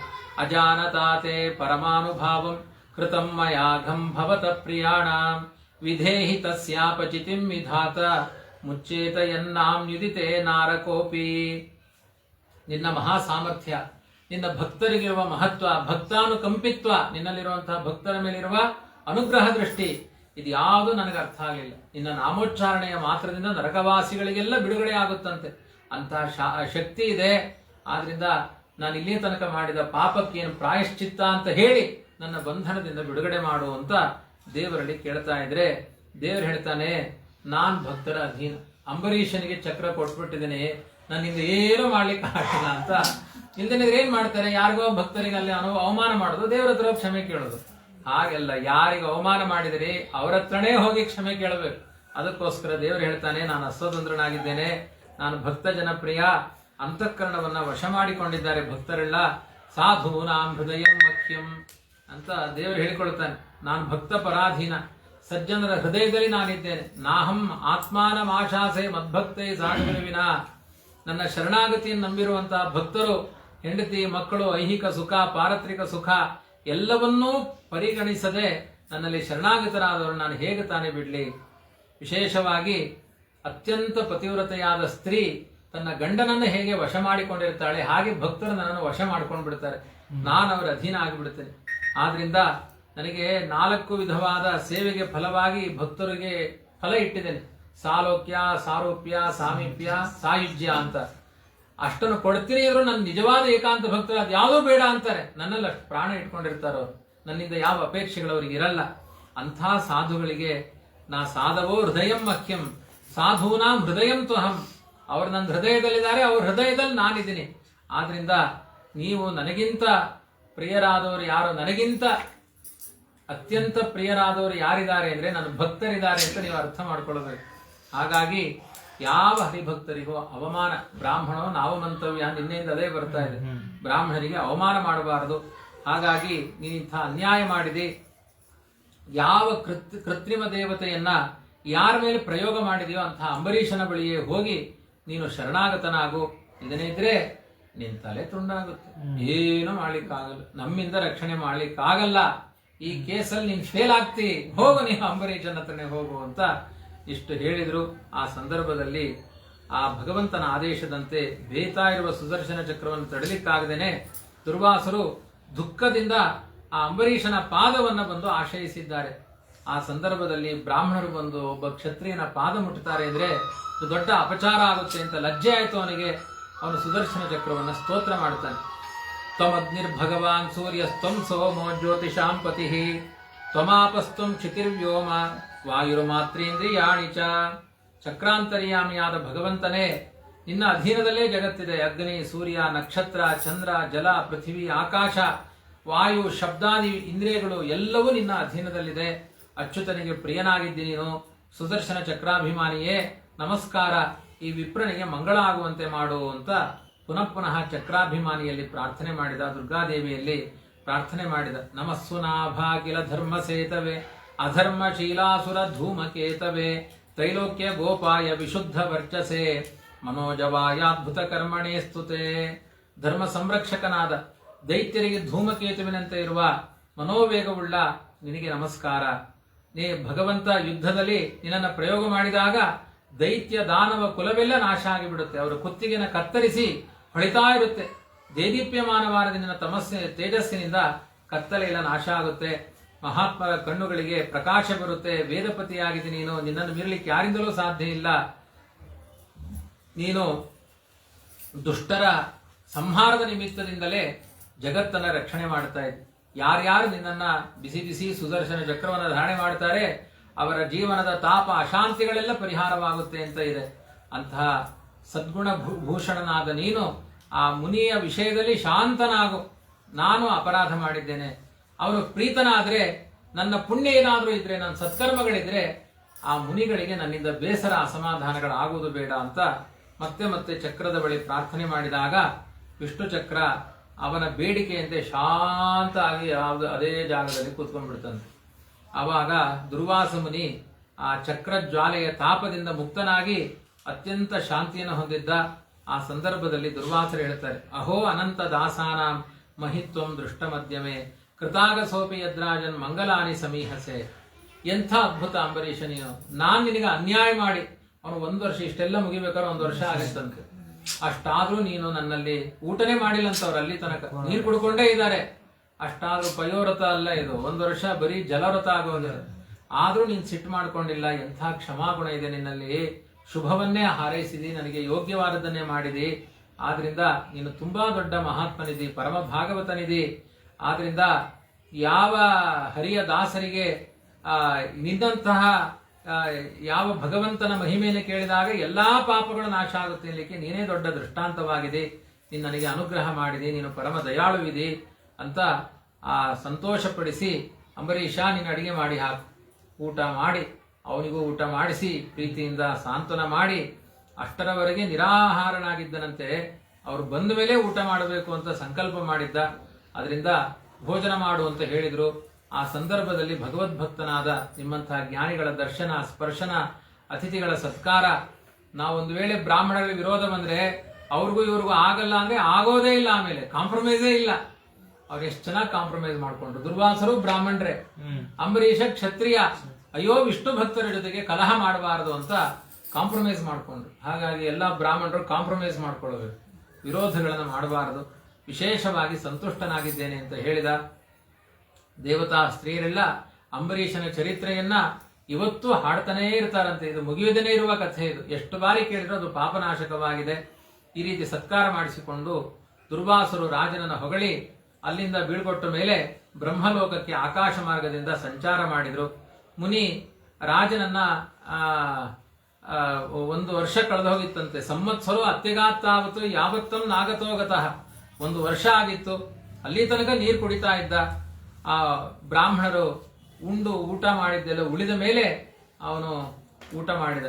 ಮುನಿಯ ಸಂಕಟ ಪರಿಹಾರವಾಯ್ತಲ್ಲ, ನನಗೆ ಸಮಾಧಾನವಾಯಿತು ಅಂತ ಹೇಳಿದ. ಆಮೇಲೆ ಅಂಬರೀಷ ಗುಣಶಾಲಿಯಾಗಿ ಅಶ್ವಮೇಧ ಮೊದಲಾದ ಮಹಾಯಾಗಗಳನ್ನು ಮಾಡಿ ಆ ಎಲ್ಲಾ ಸತ್ಕರ್ಮಗಳ ಫಲವನ್ನ ವಾಸುದೇವನ ಪಾದಾರವಿಂದಗಳಿಗೆ ಸಮರ್ಪಣೆ ಮಾಡಿದ. ಅಂಬರೀಷನಿಗೆ ವಿಶೇಷವಾಗಿ ಅನೇಕ ರಾಜ್ಯ ರಕ್ಷಣೆ ಮಾಡುವ ಮಕ್ಕಳು ಆಗಿದ್ರು. ಒಳ್ಳೆಯ ಹರಿಭಕ್ತನಾಗಿದ್ದ ಅಂಬರೀಷ ಮಹಾಭಕ್ತನಾಗಿರ್ಬೋದು. ಆಚಾರ್ಯರು ಈ ಸಂದರ್ಭದಲ್ಲಿ ವ್ಯಾಖ್ಯಾನ ಮಾಡ್ತಾರೆ, ಬ್ರಹ್ಮಾದಿ ದೇವತೆಗಳಿಗೆ ಹೋಲಿಕೆ ಮಾಡಿದರೆ ಕೋಟಿಯ ಒಂದು ಅಂಶವೂ ಅಲ್ಲ ಅಂಬರೀಷ. ಆದರೂ ಕೂಡ ಈ ದುರ್ವಾಸರಾಗ್ಲಿ ಬ್ರಹ್ಮಾದಿ ದೇವತೆಗಳು ನನಗಾಗಲ್ಲ ಅಂದ್ರು, ವಿಷ್ಣು ನನಗಾಗಲ್ಲ ಅಂದ. ಆಗದೇ ಇರುವ ಪ್ರಸಂಗ ಏನಲ್ಲ, ರಕ್ಷಣೆ ಮಾಡಬಹುದಾಗಿತ್ತು. ಯಾಕೆ ಆಗಲ್ಲ ಅಂದ್ರು ಅಂತ ಹೇಳಿದ್ರೆ, ವಿಷ್ಣು ಭಕ್ತರಿಗೆ ದ್ರೋಹ ಮಾಡಬೇಡಿ ಅನ್ನುವ ಪಾಠವನ್ನ ಜಗತ್ತಿಗೆ ಮಾಡಬೇಕಾಗಿತ್ತು. ಹಾಗಾಗಿ ಅಂಬರೀಷ ಅಧಮನಾಗಿದ್ರು ಕೂಡ ಅವ್ರು ಯಾರು ರಕ್ಷಣೆ ಮಾಡದೇನೆ ಯಾರಿಗೆ ಹೋಗಿ ಕಪಾಳಕ್ಕೆ ಹೊಡೆದಿರೋ ಅವಮಾನ ಮಾಡ್ತಿರೋ ಮತ್ತೆ ಅವರ ಹತ್ರನೇ ಹೋಗಿ ಕ್ಷಮೆ ಕೇಳಬೇಕು, ಅವ್ರ ಅಪ್ಪನ ಹತ್ರ ಹೋಗಿ ಕ್ಷಮೆ ಕೇಳೋದಲ್ಲ ಅಂತ ಆ ತರ ಜಗತ್ತಿಗೆ ಒಂದು ಪಾಠ ಮಾಡುವ ದೃಷ್ಟಿಯಿಂದ ಹೀಗೆ ಮಾಡಿದ್ದೆ ಹೊರತು ಈ ಬ್ರಹ್ಮರುದ್ರಾದಿ ದೇವತೆಗಳಿಗಿಂತ ಅಂಬರೀಷನ ಮಹತ್ವ ಜಾಸ್ತಿ ಇದೆ ಅಂತ ಯಾವತ್ತೂ ತಿಳ್ಕೊಳ್ಬಾರದು ಅಂತ ಮಧ್ವಾಚಾರ್ಯರು ವ್ಯಾಖ್ಯಾನ ಮಾಡಿದ್ದಾರೆ. ಅದಾದ ಮೇಲೆ ತ್ರಿಗುಣಜನ್ಯವಾದ ರಾಗದ್ವೇಷಗಳೆಲ್ಲ ಯಾವುದೂ ಇರಲಿಲ್ಲ. ಸತ್ಕರ್ಮಾಚರಣೆಯಿಂದ ಅದೆಲ್ಲ ನಾಶ ಆಗುತ್ತಂತೆ. ಬ್ರಾಹ್ಮಣರ ಪಾದ ಸೇವೆ, ನಿರಂತರ ಕಥಾಶ್ರವಣದಿಂದ ಸತ್ವರ್ಣ ಸ್ತಮೋ ಗುಣಗಳೆಲ್ಲ ಹೊರಟೋಗುತ್ತೆ, ಮನಸ್ಸು ನಿರ್ಮಲವಾಗುತ್ತೆ. ಅದನ್ನೆಲ್ಲ ನೀಗಿಸಿಕೊಂಡು ಅವನು ಕಾಡಿಗೆ ಹೊರಟೋದ. ಅವನ ಮಕ್ಕಳು ದೇಶವನ್ನ ರಕ್ಷಣೆ ಮಾಡಿದರು. ಸಂಕೀರ್ತಯನ್ ಅನುಧ್ಯಾಯನ್ ಭಕ್ತೋ ಭಾಗವತೋ ಭವೇತ್. ಯಾರು ಅಂಬರೀಷರಾಜನ ಪುಣ್ಯಕಥೆಯನ್ನು ಕೇಳ್ತಾರೆ, ಅವ್ರು ನೆನೀತಾ ಇದ್ರೆ ಅವನು ಪರಮ ಭಗವದ್ ಭಕ್ತನಾಗ್ತಾನಂತೆ. ಕಥೆ ಕೇಳಿಸ್ಕೊಳ್ತಾ ಇದ್ರೆ ಸಾಕು, ಹರಿಭಕ್ತಿ ಅವನ ಹೃದಯದಲ್ಲಿ ದೃಢವಾಗುತ್ತೆ ಅಂತ ಇಲ್ಲಿಗೆ ಒಂದು ಅಧ್ಯಾಯ ಮುಗಿತು. ಒಟ್ಟು 6 ಅಧ್ಯಾಯ ಆಯ್ತು. ಹರೇ ನಮಃ. ಶ್ರೀಕೃಷ್ಣಾರ್ಪಣ. ಹರೇ ಹರೇ ಮೇ ಹರ ಪಾದಕಾನಿ, ಹರೇ ಹರೇ ಮೇ ಗುರುಮಂಗಳಾನಿ, ಹರೇ ಹರೇ ಮೇ ತವ ದೇಹಿ ದಾಸ್ಯಂ, ಹರೇ ಹರೇ ಮೇ ತ್ವಯಿ ಭಕ್ತಿರಸ್ತು. ತಗೋ ಜಾಂತೆ ತಗೋ. ನಿನ್ನೆ ಚಂಡೆ, ಇವತ್ತು ಜಾಂಗಟೆ, ನಾಳೆ ಏನ್ ತರ್ತೀವಿ? ಹೌದಾ? ನಾಳೆನಾ?